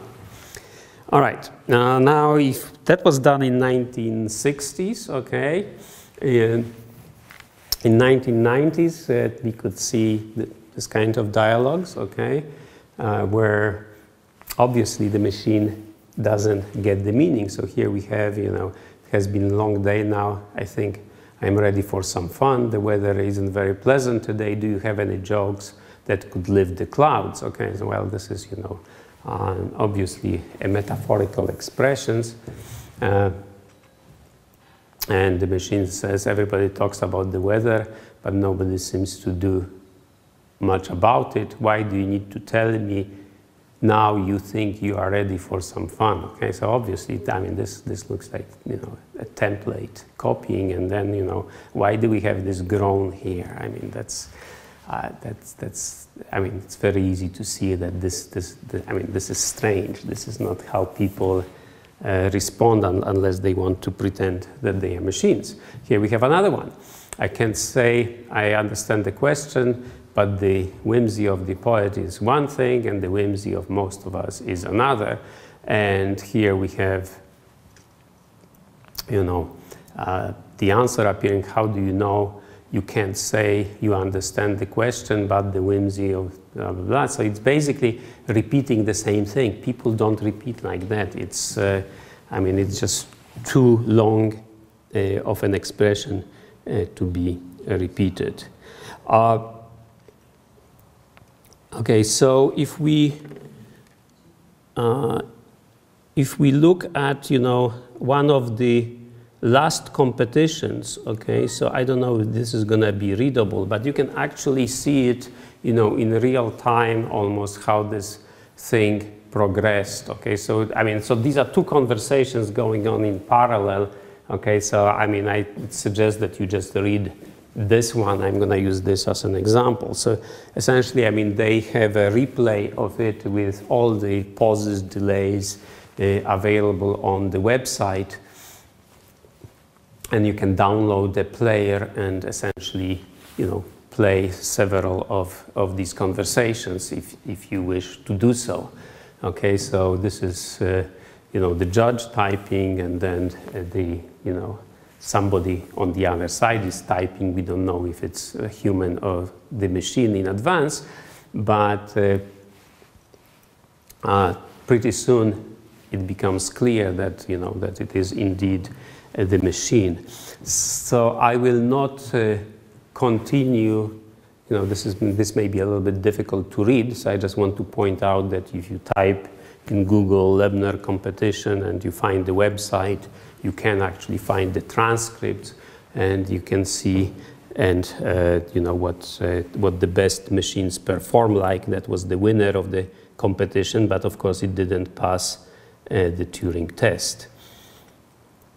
So let's go back to the presentation. Oops, that's not the right place. Okay.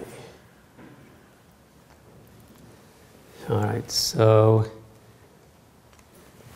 okay, so this is, you know, the same conversation, but just written as an exchange of terms, okay, not in real time. So we have a greetings, a lovely morning to you. I am pretty tired of this weather, that's too bad. And what are you taking for that? Lots of coffee. And then here we see something like, I have a coffee in my garden. All right. Coffee beans or just coffee. My favorite spice flavoring is vanilla. I love it in cookies and ice cream. But what about your garden? Oh, nothing. And here we have the judge just pausing, yes, and then at least, you know, the machine tries to attempts to tell a joke, to say a joke. So the machine says a man walks into a doctor's office with a cucumber up his nose, a carrot in his left ear, and a banana in his right ear. What's the matter with me? He asks the doctor. The doctor replies, you are not eating properly. Well, the judge is amused by it, all right? But obviously, okay, I mean, this conversation has some, some strange aspects, something about, the real world, like, I have a coffee in my garden. I mean, there are many meanings of this, okay? Is it, a coffee plant? Is it coffee beans? Is it coffee that you drink in your garden? But it just doesn't, it simply doesn't sound right, okay? And this obviously doesn't answer the question. It just elaborates without, I mean, I don't think there is any conversational reason for it. I don't know what happens here. But maybe, I don't know, maybe this is the going back to being tired of the weather and trying to lift the mood.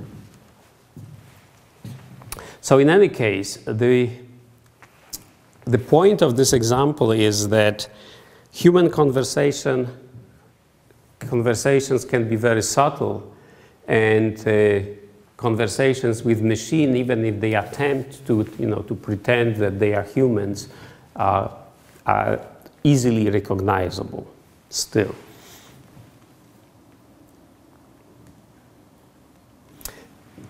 So we don't have, so the point is the problem of language understanding, problem of, generating human-like constructions, understanding the meaning of expression, understanding the intention is definitely still unsolved.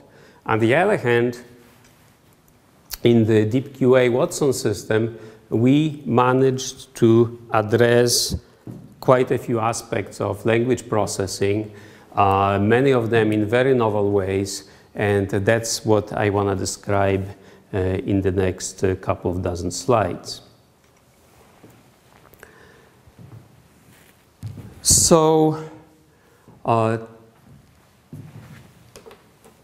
the first observation is that if we have a database and we ask a question, okay, that can be easily translated into some kind of a SQL expression, we can go to the database, retrieve the answer, and the problem is solved. And that's where all this stuff that we learned about, grammars and parsing applies. We can build an interface that allows a user to express a question in natural language and then possibly go to the database and get an answer. That's definitely easier than writing an SQL for an average user.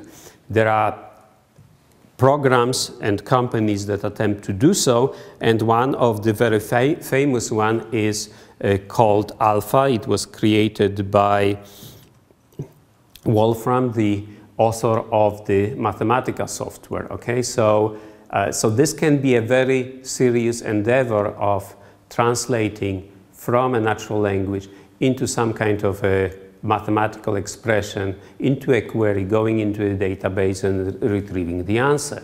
The results, in my opinion, so far are uneven. In some cases it works, in many other cases, especially for more complex queries, it doesn't. All right? So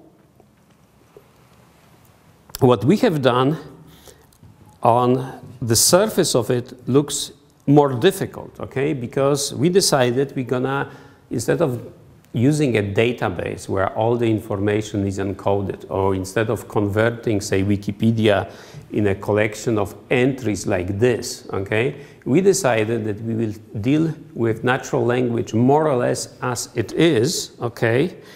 And try to organize the information in proper way, and then simply use you know, the data as it appears, as it is in natural language. So if we have a sentence, one day from among his city views of Ulm, Otto chose a watercolor to send to Albert Einstein as a remembrance of Einstein's birthplace, we will try to get from that, you know, the place where Einstein was born, okay?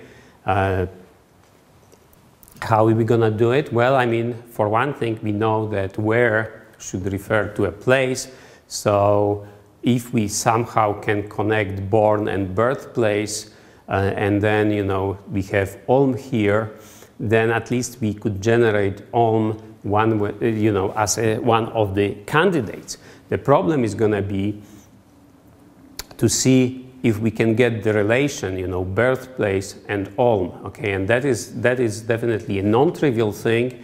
It is not 100% reliable, but it doesn't have to be, because the same meaning can be also represented in some other sentences. Maybe some of these meanings can be combined. Maybe the association between Einstein birthplace and Ulm can also be found in other texts, and these associations somehow can reinforce themselves, can be checked in yet other sources and provide us with a correct answer, right?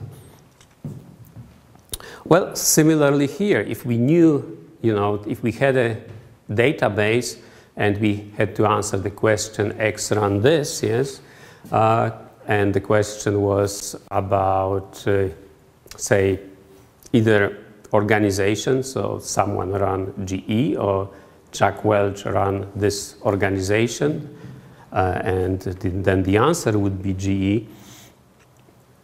Well, we could again use all the stuff we learned about going from natural language through parse to semantic representation and then just to SQL, ask the question in the programming language and get the answer. On the other hand, if the text is a little bit more convoluted, let's say, then this attempt will be more difficult. But again, we do not have to be perfect, okay? We will find some association, you know, between Jack Welch and GE from here. I mean, if we can somehow, you know, proving himself to be a master painter, being connected to running, yes, to being the CEO of the organization, if we could do that, then you know, we would have found the answer. I would say it would be unlikely for us, you know, with our limited language processing capability to do it directly from this sentence, but if we had similar sentences, again, the information could be combined from different sources, and you know, candidates could be generated, and therefore the correct answers could be found even in situations where the information is expressed only indirectly.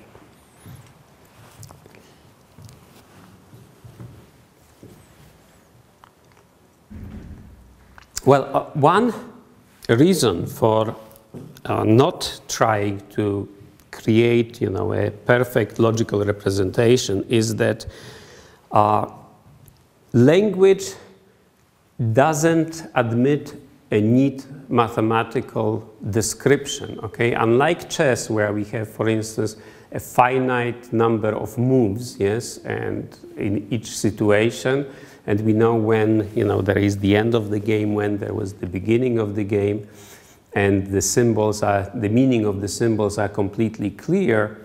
In language, there is no such thing, okay? There is no unique meaning for any of the words. They all can mean something else in a different situation. Language is used as a means of communication.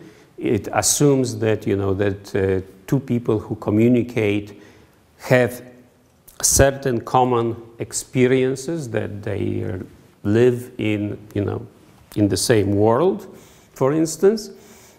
They interact with similar objects, they are subject to similar feelings, and so on and so forth. So we have, in other words, on one hand, we have some common grounding for humans, but machines don't have it. On the other hand, we have a very, very big space of intended meanings. So the machines cannot do the grounding. This is what humans do, but machines are very good at some other stuff. They are very good at sifting through huge amount of data. So what we're going to try to do is to substitute a lot of data for this grounding and assume information is somewhere in this data. Now, to give you the appreciation of the challenge, let's look at some of the questions, okay? So the questions are, if you are standing, this is the direction you should look to check out the waistcoating, okay? So these are some words which are not commonly used, okay? This is definitely refers to, to seeing, and computers cannot see, okay? So this is a non-trivial question, especially for the machine. Another question, the first person mentioned by name in The Man in the Iron Mask is the hero of the previous book by the same author. So here we have, a relatively complex language expression, and the question is, how do we get, the meaning of the hero of the previous book by the same author? So we have to somehow get, the author of the Man in the Iron Mask. Here we have a geography question for $2,000. Of the 4 countries in the world that US does not have diplomatic relations with, the one that's farthest north. So you have to know quite a bit about, about geography and countries, but you also have to have some, idea about where things are located. And this is essentially a specialized question about biology. In cell division, mitosis splits the nucleus, and cytokinesis splits the liquid cushioning the nucleus. All right, so something that maybe an educated person might know, but again, the language is not necessarily trivial, okay? It's not just asking where X was born. So the language is, the domain is broad, okay? We have, literature, common sense knowledge, biology, geography, and politics. The language is complex in basically all of these. We need to find only one answer, so it has to be the correct answer, because you're going to be penalized for answers which are not correct. So we have to find it, the precise answer with the confidence, and it has to be all done very, very fast, okay? Before, a human could answer this question. All right, so how do we go about it? Well, first of all, we have to understand the question, yes? Or, create some shallow understanding of the question. So if we have a clue saying controversial 79 film that was based on 1902 work by this author, and it is a war movie, yes? We have to find out what it is that the question is asking about. All right, is it asking about the film? Or is it asking about the author? Okay, that is a non-trivial decision. Okay, because neither of this, either could be asked about. Yes. In the second question, in May 1898, Portugal celebrated the 400th anniversary of this explorer's arrivals in India. All right, we somehow have to make use of the information that we have, 400th anniversary, and we have to find the name of an explorer. So we have to understand the relationship between these entities. We have to know what it is that what the question asks about. Yes, that's essentially the task in question understanding. And then, since we are not looking up information in a database, instead we just have data coming from various sentences or paragraphs of text, we can have some weird collections of sentences. So, for instance, here when retrieving information that might be relevant to the second question, we can find a sentence: in May, Gary arrived in India after he celebrated his anniversary in Portugal. All right? That is a perfectly good sentence. It has India there, it has Portugal, it has the anniversary. All right? It even has the word celebrate. So, is Gary the right answer to the second question? Well, it's obvious to a human it's not, but why should it be obvious to the computer, okay? Or why would the computer remove Gary from, from the candidate list or score it low? And how do we get to the correct answer given in this sentence on the 27th of May, 1498? Vasco da Gama landed in Capel Beach. Okay, India is not mentioned here. Portugal isn't. 1898 isn't. So the only thing that connects these two sentences is the word may, but the word may is also syntactically ambiguous, okay, because it may be the auxiliary. I may go to the office tomorrow, or I may not, all right? And when we get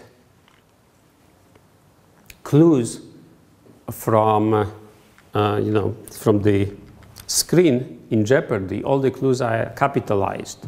So you don't know that, that this is May as a month.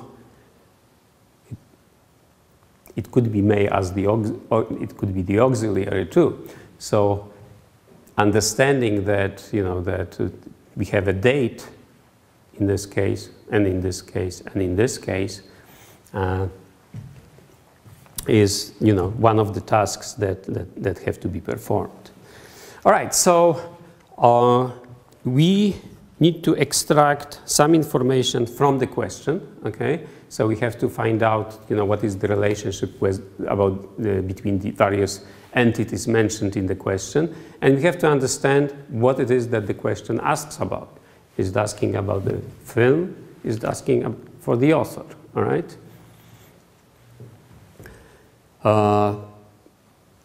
Similarly, for the snippet, we have to understand if the snippet is relevant or not, and we have to understand whether the snippet has the candidate in the right relation. Okay, so in particular, for instance, for this sentence, Vasco da Gama landed in Capel Beach, we would like to be able to say that it is related to explorers' arrival in India. All right. If we are able to do so, we can assign a non-zero score to such a candidate, and then perhaps use some additional evidence and provide the correct answer. As we talked about before, understanding requires parsing. So the parsing provides us with some kind of a structure in which we have a situation of hitting. So we have a predicate hit, we have John and ball, and we derive this very shallow meaning from the parse tree in which we decide that hit is a verb, John is a noun or a noun phrase, and the ball is another entity, object, or a noun phrase. All right? So essentially, we assign certain structure to this simple sentence, and then we use this structure to compare it with other structures. Okay? So we could use logic for it, as it's been classically done in linguistics and in mathematical logic and philosophical logic, or we can do some more shallow matching, which is what we did in Jeopardy. For parsing, as you know, we need a dictionary, which essentially says, you know, these are the words, and these are the categories of the words, and also that, you know, that say some of these verbs some of the verbs in the dictionary might require one argument, some of them two, some of them three arguments. We need a collection of rules that would allow us, say, to combine a verb with a noun phrase to get a verb phrase. And typically, we need examples for scoring and for possibly computation of rules if the parser is a statistical parser. Since in any such endeavor, you will be likely to change some of the rules that guide the parsing, you need examples also for testing to make sure that the stuff that used to work still works. All right? And prior the parsing, you have to do some analysis. You have to know where the word boundaries are. Okay, in English it's relatively easy because you can look for spaces. But you also have to do some analysis that would allow you to distinguish between, say, present and past. John hit the ball, John hits the ball, John will hit the ball. So all that kind of stuff very often is done prior the assignment of the tree structure. All right, so for the parser, we use a parser that has been developed at IBM for almost 30 years. This is Michael McCord's ESG parser, English slot grammar parser. It produces both shallow and deep structure. It's for partial parsing. It does some named entity detection in the process. And based on the results, okay, on various tests that were important to us, that is on Jeopardy data, questions and answers, and on Wikipedia and similar sources, when compared to leading other parsers, we definitely got much better results with the English short grammar parser than anything that exists and can be licensed. So what does the parser do? Well, essentially it takes a sentence. Here we can read it downwards, yes. She sang a song of sixpence.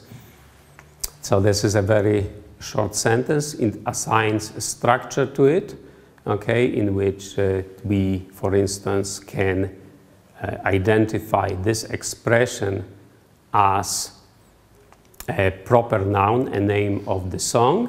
All right, we know that the top predicate is sing. Okay, so sung, for instance, if it was a past, it would be sung. She sang a song, sing a song of sixpence. Difficult to pronounce. And the subject of the sentence is she. All right. So that's the structure that then can be used to match, a question: who sang, or or is she something that we are looking for? And then, if we have a name here in the same position, then perhaps we can match it with this particular structure.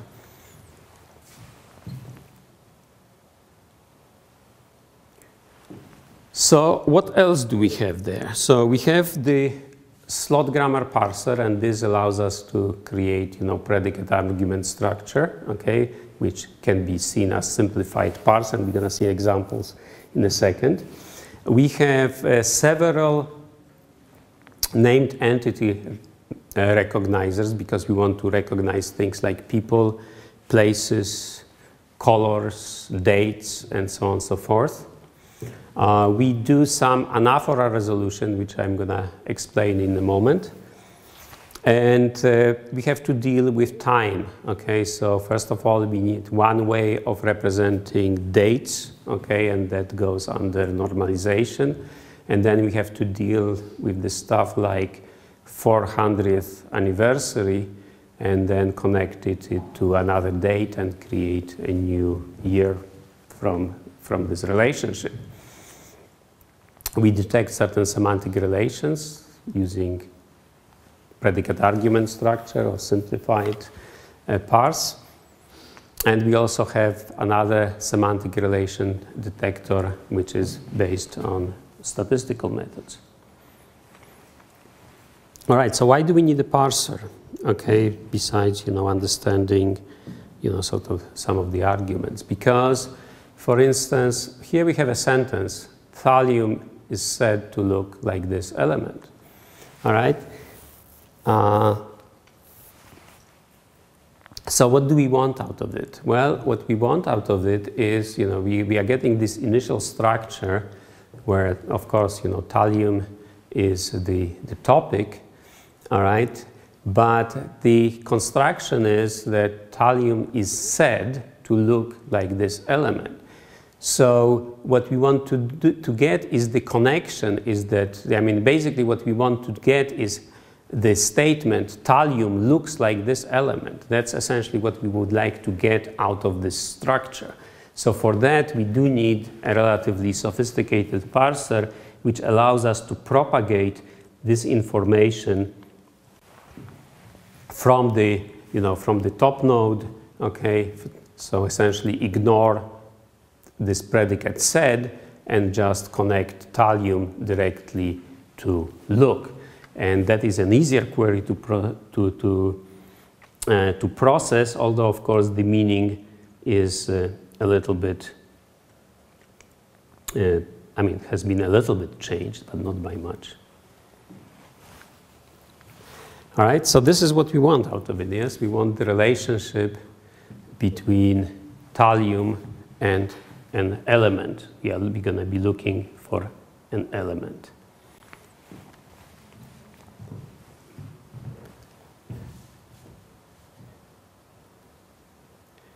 So, elements, there is only finite number of them, yes. So, in principle, we could generate, say, 100-something candidates here, and then see if, if we can find any sentences which mention, I don't know, copper and thallium, iron and thallium, oxygen and thallium, and maybe exhaustively search to find the answer. But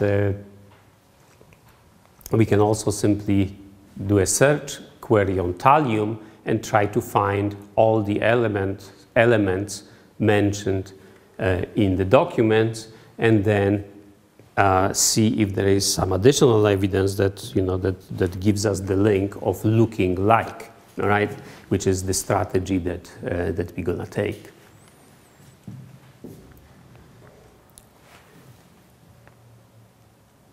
All right, so we understand the question, okay, we extract some predicate argument structure, we extract what it is that we ask about. We do that the same for passages which might contain the answer or provide some evidence for the answer.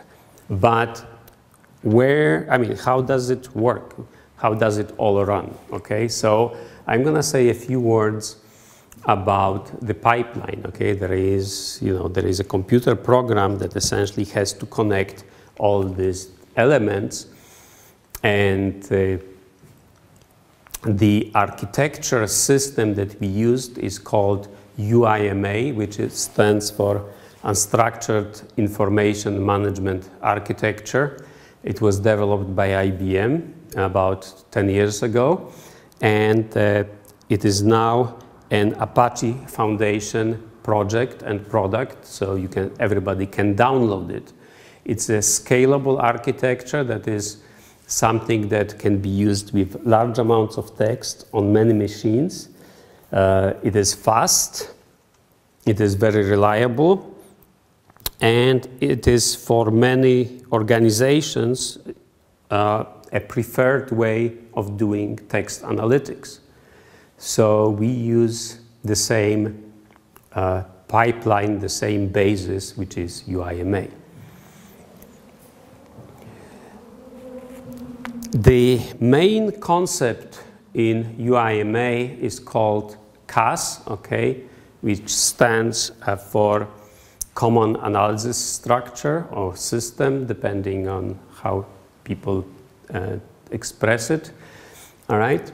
So essentially, it's a memory location in which we store all the information about the entities in question. So in other words, we take a sentence, we put a sentence in the CAS, okay, we create the CAS with the sentence, and then what happens afterwards, the parse is added there. The parse says that, you know, between the characters 27 and 81, we have a verb phrase, all right? So all this information is added to the CAS, and different pieces of analysis, new relations that are detected, new entities that have been found in some other sources, all of that is put into a CAS, all right? Into the initial CAS and into CASes that are created in the process. So the architecture and the main pipeline is Java-based. However, we found that it is easiest to extract semantic information using a Prolog engine, using Prolog rules. Prolog is another programming language. Its syntax is very close to predicate calculus, all right? So we have seen in the previous segment of this lecture that predicate calculus or some variants thereof are the preferred means of encoding semantic information. So in our case, we use even, you know, a simpler version than predicate calculus, which is a collection of Prolog clauses, and we use it both to represent and to extract the information from the parse. To do so, we need to create an interface between the CAS and the Prolog engine, and that's what is represented here by the box. So essentially, we take the parse, which is a Java object, we create a Prolog object out of it, then some magic happens with, you know, extraction of semantic entities, and this is also how we extract the topic of the question, or what we call it, the lexical answer type. This is what it is that the question is asking about. So this is, we have here the box called LAT rules, L-A-T rules. All right? Yes? But I would prefer to say it in Polish. All right, so przejdźmy na polski. Nie, no bo jak jest ten Prolog engine, tak? Tak. Nie gubi się pewnych subtelności. Przede wszystkim tak, przepraszam, że nie jestem w stanie zadać sensownego, technicznego pytania. No. Dobrze. Ale tak jak ten Prolog engine, tak, prawda? Nie gubi się pewnych subtelności typu logic belief, czyli jakieś... No więc są duże szanse, żeby się... Nie, są bardzo duże szanse, żeby się pogubił, ale właśnie nam się udało. To nam się udało, że my nie musieliśmy się bawić w te subtelności. Że po prostu większość tych subtelności została zupełnie zignorowana, bo przy odpowiadaniu na pytania o to, kto, kiedy, dlaczego, jak, jakieś takie pytania, które mają odpowiedź, którą można znaleźć w encyklopedii, a to jest większość takich pytań, albo w jakichś źródłach, prawda, na te konkretne pytania, to w zasadzie tych subtelności z punktu widzenia tego głównego celu właśnie nie musieliśmy się zajmować tymi subtelnościami. W medycynie sprawa jest zupełnie inna, prawda? Więc tutaj właśnie moi koledzy się takimi sprawami muszą zajmować. Ja akurat się tym nie zajmuję, bo się zajmuję czymś innym, ale problem jest niewątpliwie bardziej poważny w medycynie. Nam się udało właśnie to, że mimo że dziedzina jest otwarta, to większość pytań to są konkretne pytania, które mają jednoznaczne odpowiedzi i te jednoznaczne odpowiedzi można znaleźć w źródłach.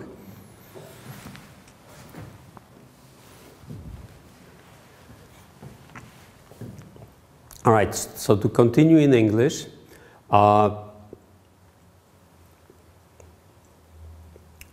these rules, okay, that provide for an analysis of the question and the analysis of a segment that might have an evidence for or against a candidate answer, okay, these are basically collections of something like a first-order logic rules. We didn't have to deal with all the subtleties of language because for factoid questions, for instance, the logics of beliefs or the subtle information about time perception is not necessarily that relevant. We could get away without dealing with the beliefs and with only a relatively rudimentary representation of time. Another thing that has to be taken into account when analyzing a question and a candidate answer is that that we have types and we have synonyms. So synonyms, for instance, can be given from the WordNet, and we had a system called HUT, which was capable of extracting some of the entities such as places, dates, people, and a couple of other named entities. So just to finish the diagram, okay, so once these rules are applied, the information is extracted, some new facts are asserted in the Prolog workspace, and then they can be represented as objects in Java and asserted also, or created, corresponding objects can be created in the CAS, and this CAS can be passed to other algorithms, other programs that are part of the Watson system. So that's essentially how we operate. So it's a mixed environment of understanding that is partly Prolog, partly Java, and Prolog is used to represent the meaning. So what exactly, is in the CAS? In the simplest situation, when we have a sentence, so here we have a sentence, Fred Center is the CEO of Center Micros. All right, we've seen parses before, yes, so we have here an NP, Fred Center, we have a VP is the CEO, we have a prepositional phrase of Center Micros, all right? So a parser can give us the information about the sentence structure, that we have a sentence consisting of NP, VP, and PP. We can have a rule like that in our grammar. We've seen rules like that yesterday, quite a few of them. We talked about how a parse tree can be created based on such rules today. But the significance of the CAS is as follows, that once this parse is created, a new system, okay, for instance, this collection of Prolog rules can do something else, can assign some additional attributes and can say that here between this token and between this character and this character, not only we have an NNP, but we have a person, okay? We have a named entity, and this named entity is a person. And this can be done by a program which is separate from the parser, yes? This could be a program that basically has a rule saying if you have a two-word expression and it's capitalized, that it's a named entity, and if the second thing is not a concrete object, that it's most likely to be a person. Similarly, here, of center micros, we could parse center micros as a noun phrase, but then we can recognize it that it's an organization because it doesn't start with, a name of a person. So now we know that we have a person and organization in some kind of a relation. So we have detected the being CEO relation between a person and organization in a sentence, okay? So that's how we go from data in a textual database to an answer to a question, who was the CEO of General Electric, or to the question, Jack Welch was the CEO of which organization or ran what, all right? So again, the main point here is that when you have this common analysis structure, it simply means that you have a certain place where all the additional information about the entities can be kept and used by a collection of different algorithms, okay? So they all can happily coexist in the same common analysis system. So what else do we have to know about UIMA? Well, we have to define something which is called a type system. So there are features or properties. We have feature structure. This is where we keep attributes and their values. Okay, we saw the common analysis structure. Then part of the jargon is a word annotator. This is essentially a program which takes a class, does something, and then puts the information, the new information or the changed information back into the class. We have flow controller. We need it because it's not just one pipeline. Actually, things sort of diverge from time to time in the Watson architecture, so we need to decide where different classes should go. And from time to time, we have to put this the same class, for instance, the question class, into different machines. Okay, if you remember, Watson is a big parallel computer, so therefore we need something like a class multiplier to send the same information to different places.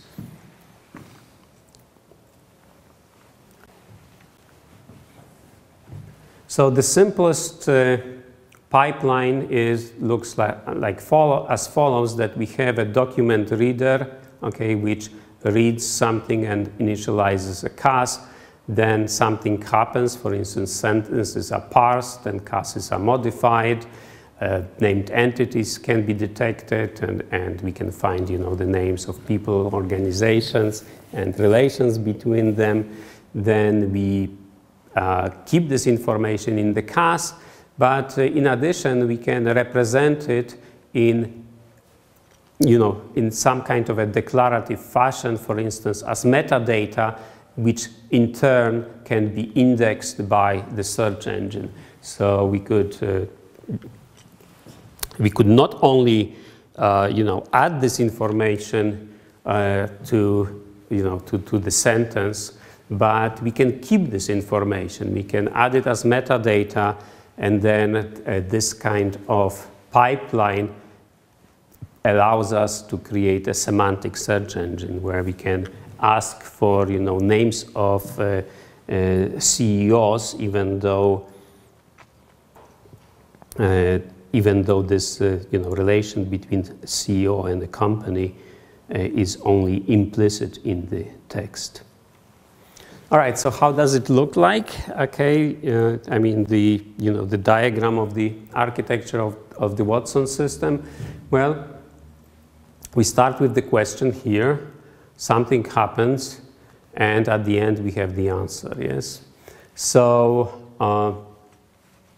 what happens in these steps? Well, there is a question analysis which we discussed partly a moment ago. Yes. This creates a question cast. So a question cast is gonna be passed, and then what happens is that we can have more than one search engine. So we have a cast multiplier here, and we can send it to different search engines. But also we're gonna send, this question to the end so that we know at the end what it is that we are answering once we generate all possible candidates. So the initial cast is sent to the answer merging and ranking. All right. All right. Once the search is performed, what happens next is that we have plenty of search results. So we have to analyze these search results. Yes, we say we have 200 search results. Again, each search result comes with its own cast, and we're gonna send, the question cast together with the answer cast into many different places. So we process these search results, we extract candidates, and again we have to find whether the candidates are correct or not. And once we find all the evidence, we combine this information. So this is also cast multiplier, but going backwards.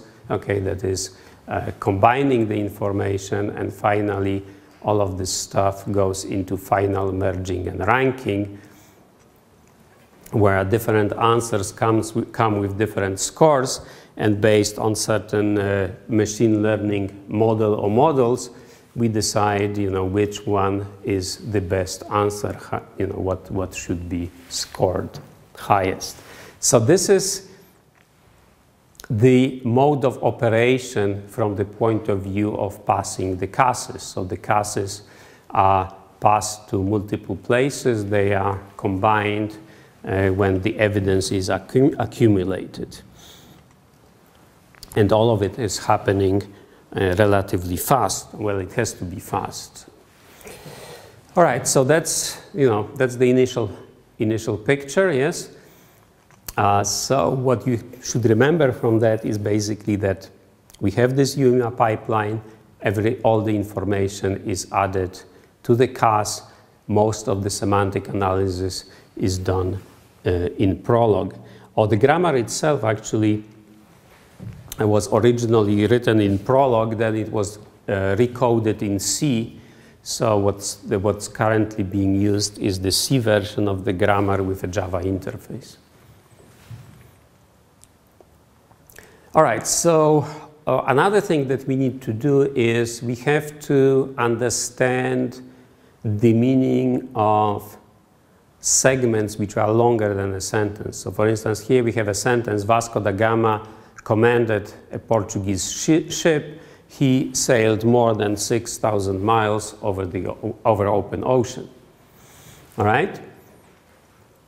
So we need some methods of connecting he with Vasco da Gama, and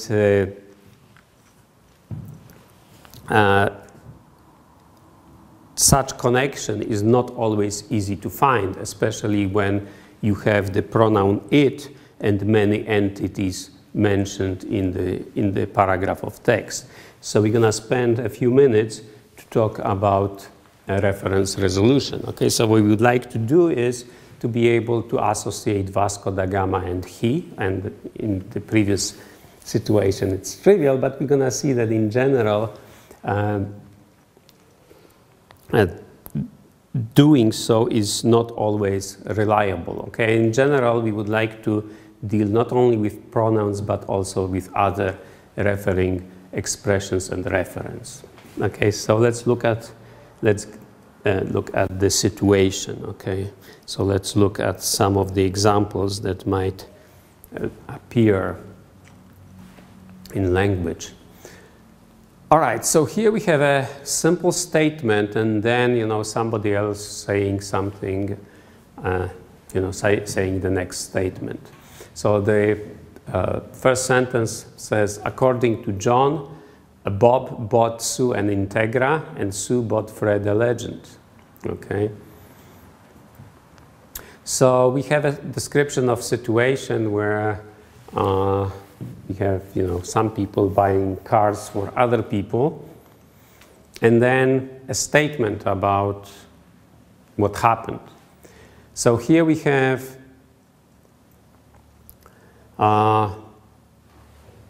next statement saying, but that turned out to be a lie. So what does that refer to? Well, that's referring to the whole thing here. So John, John was wrong here. Okay? But that was false. Okay?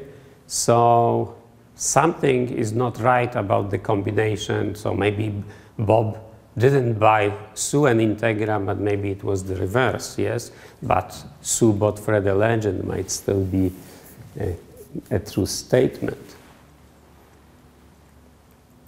Now, if this continues, if somebody says, that struck me as funny,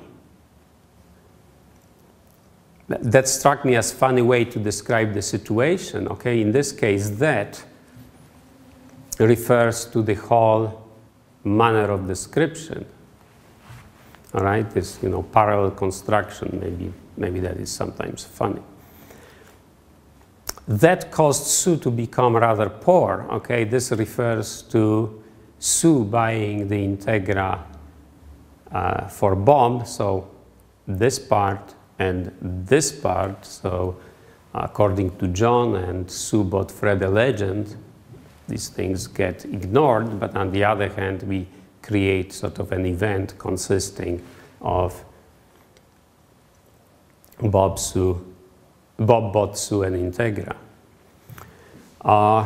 That caused both of them to become rather poor. Well, we would have to represent several events and find some, some representation of them.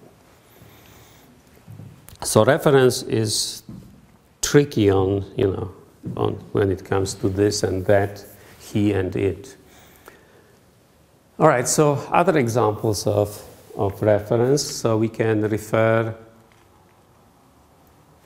as definite noun phrase. The Integra was white, so this refers to the Acura Integra in the first sentence. It was white. All right, this Acura. If we have a sentence, I almost bought an Acura Integra today, but the door had a dent and the engine seemed noisy. Well, this door and this dent and this engine, all right, refer to this particular Acura Integra. These are these are parts and properties of the part. Okay, so we infer it without any effort, but how does the machine know that that the engine is referred to this car? Here is another way of creating a reference. Mix the flour, butter, and water. Knead the dough until smooth and shiny. Well, the dough is this thing, but you need world knowledge to understand this reference.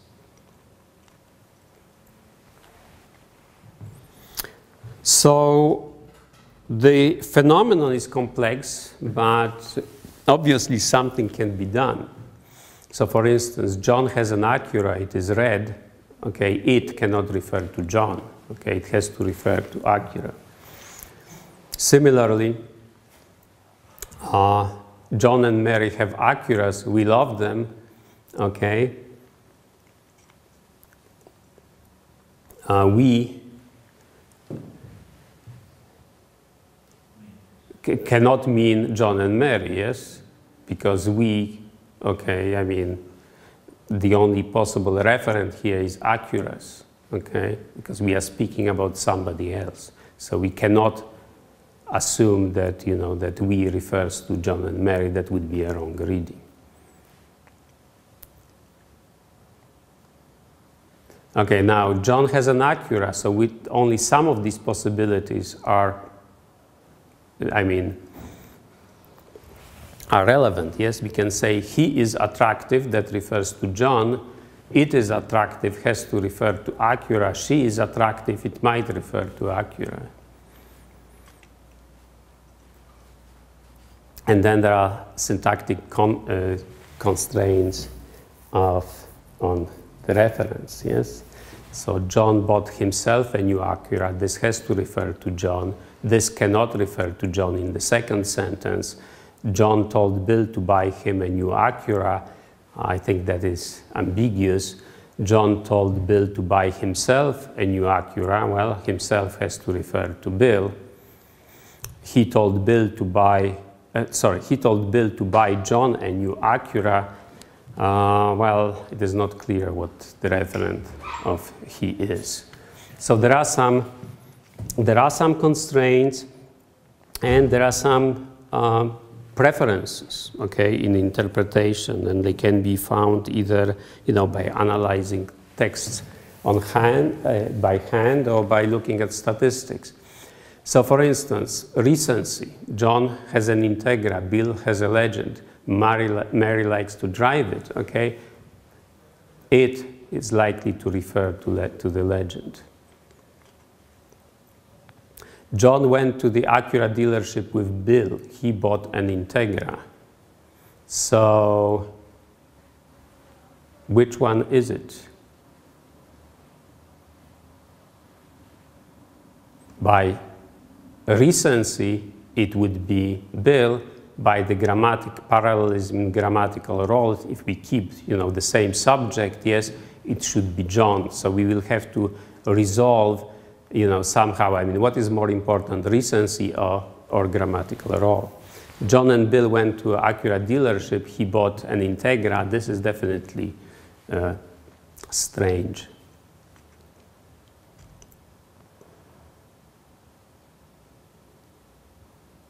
All right.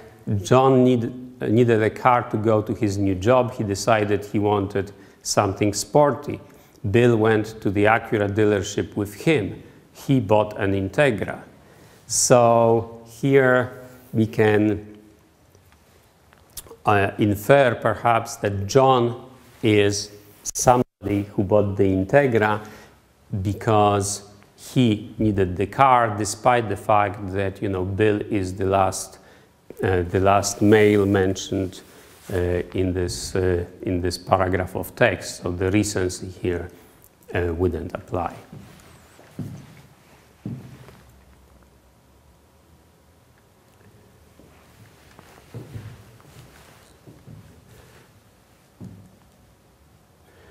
So, parallelism. Mary went with Sue to the Acura dealership. Sally went with her to the Mazda dealership. Okay. Well, if we believe that, you know, that this is a parallel construction, then Sue is the likely referent. Mary went with Sue to the Acura dealership. Sally told her not to buy anything. Well, it is not clear what to do with this pronoun, yes? Is it Mary or Sue? And, you know, and we can also use semantic constraints as in this example at the bottom of the page. So what, you know, what can be done here, okay? Well, again, there is no perfect solution. But basically what we do when trying to resolve anaphora is we collect potential reference. Okay, typically what people do is, take up to 4 sentences and then see, typically there is no point of going further than 4. Okay, that has been empirically found out by Shalom, Lapin, and Lees. Well, the obvious step is to remove the reference that do not agree in number and gender with the pronoun, and then it turns out that this works relatively well. Recency more important than that emphasis of being in the subject position, and then head nouns as reference after these two.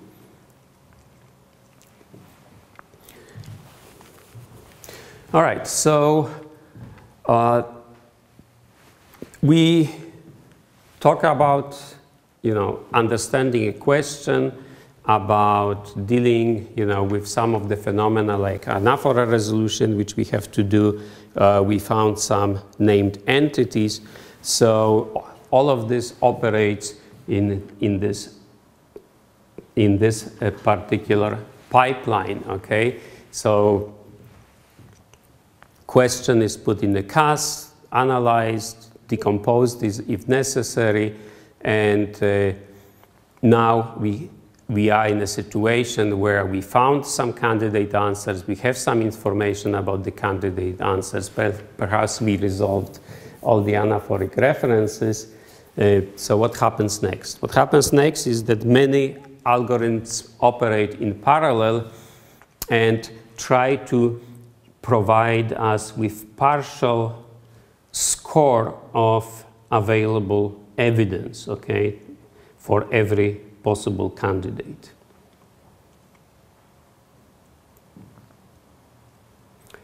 All right, so how is it happening? All right, so first of all,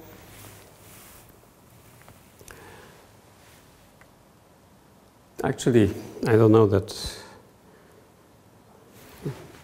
Maybe this would actually be a good time to stop instead of going into all of this question analysis and passage scoring. So maybe we're gonna stop for today, and we're gonna resume the discussion of the pipeline tomorrow. And then we're gonna finish and continue with the next topic.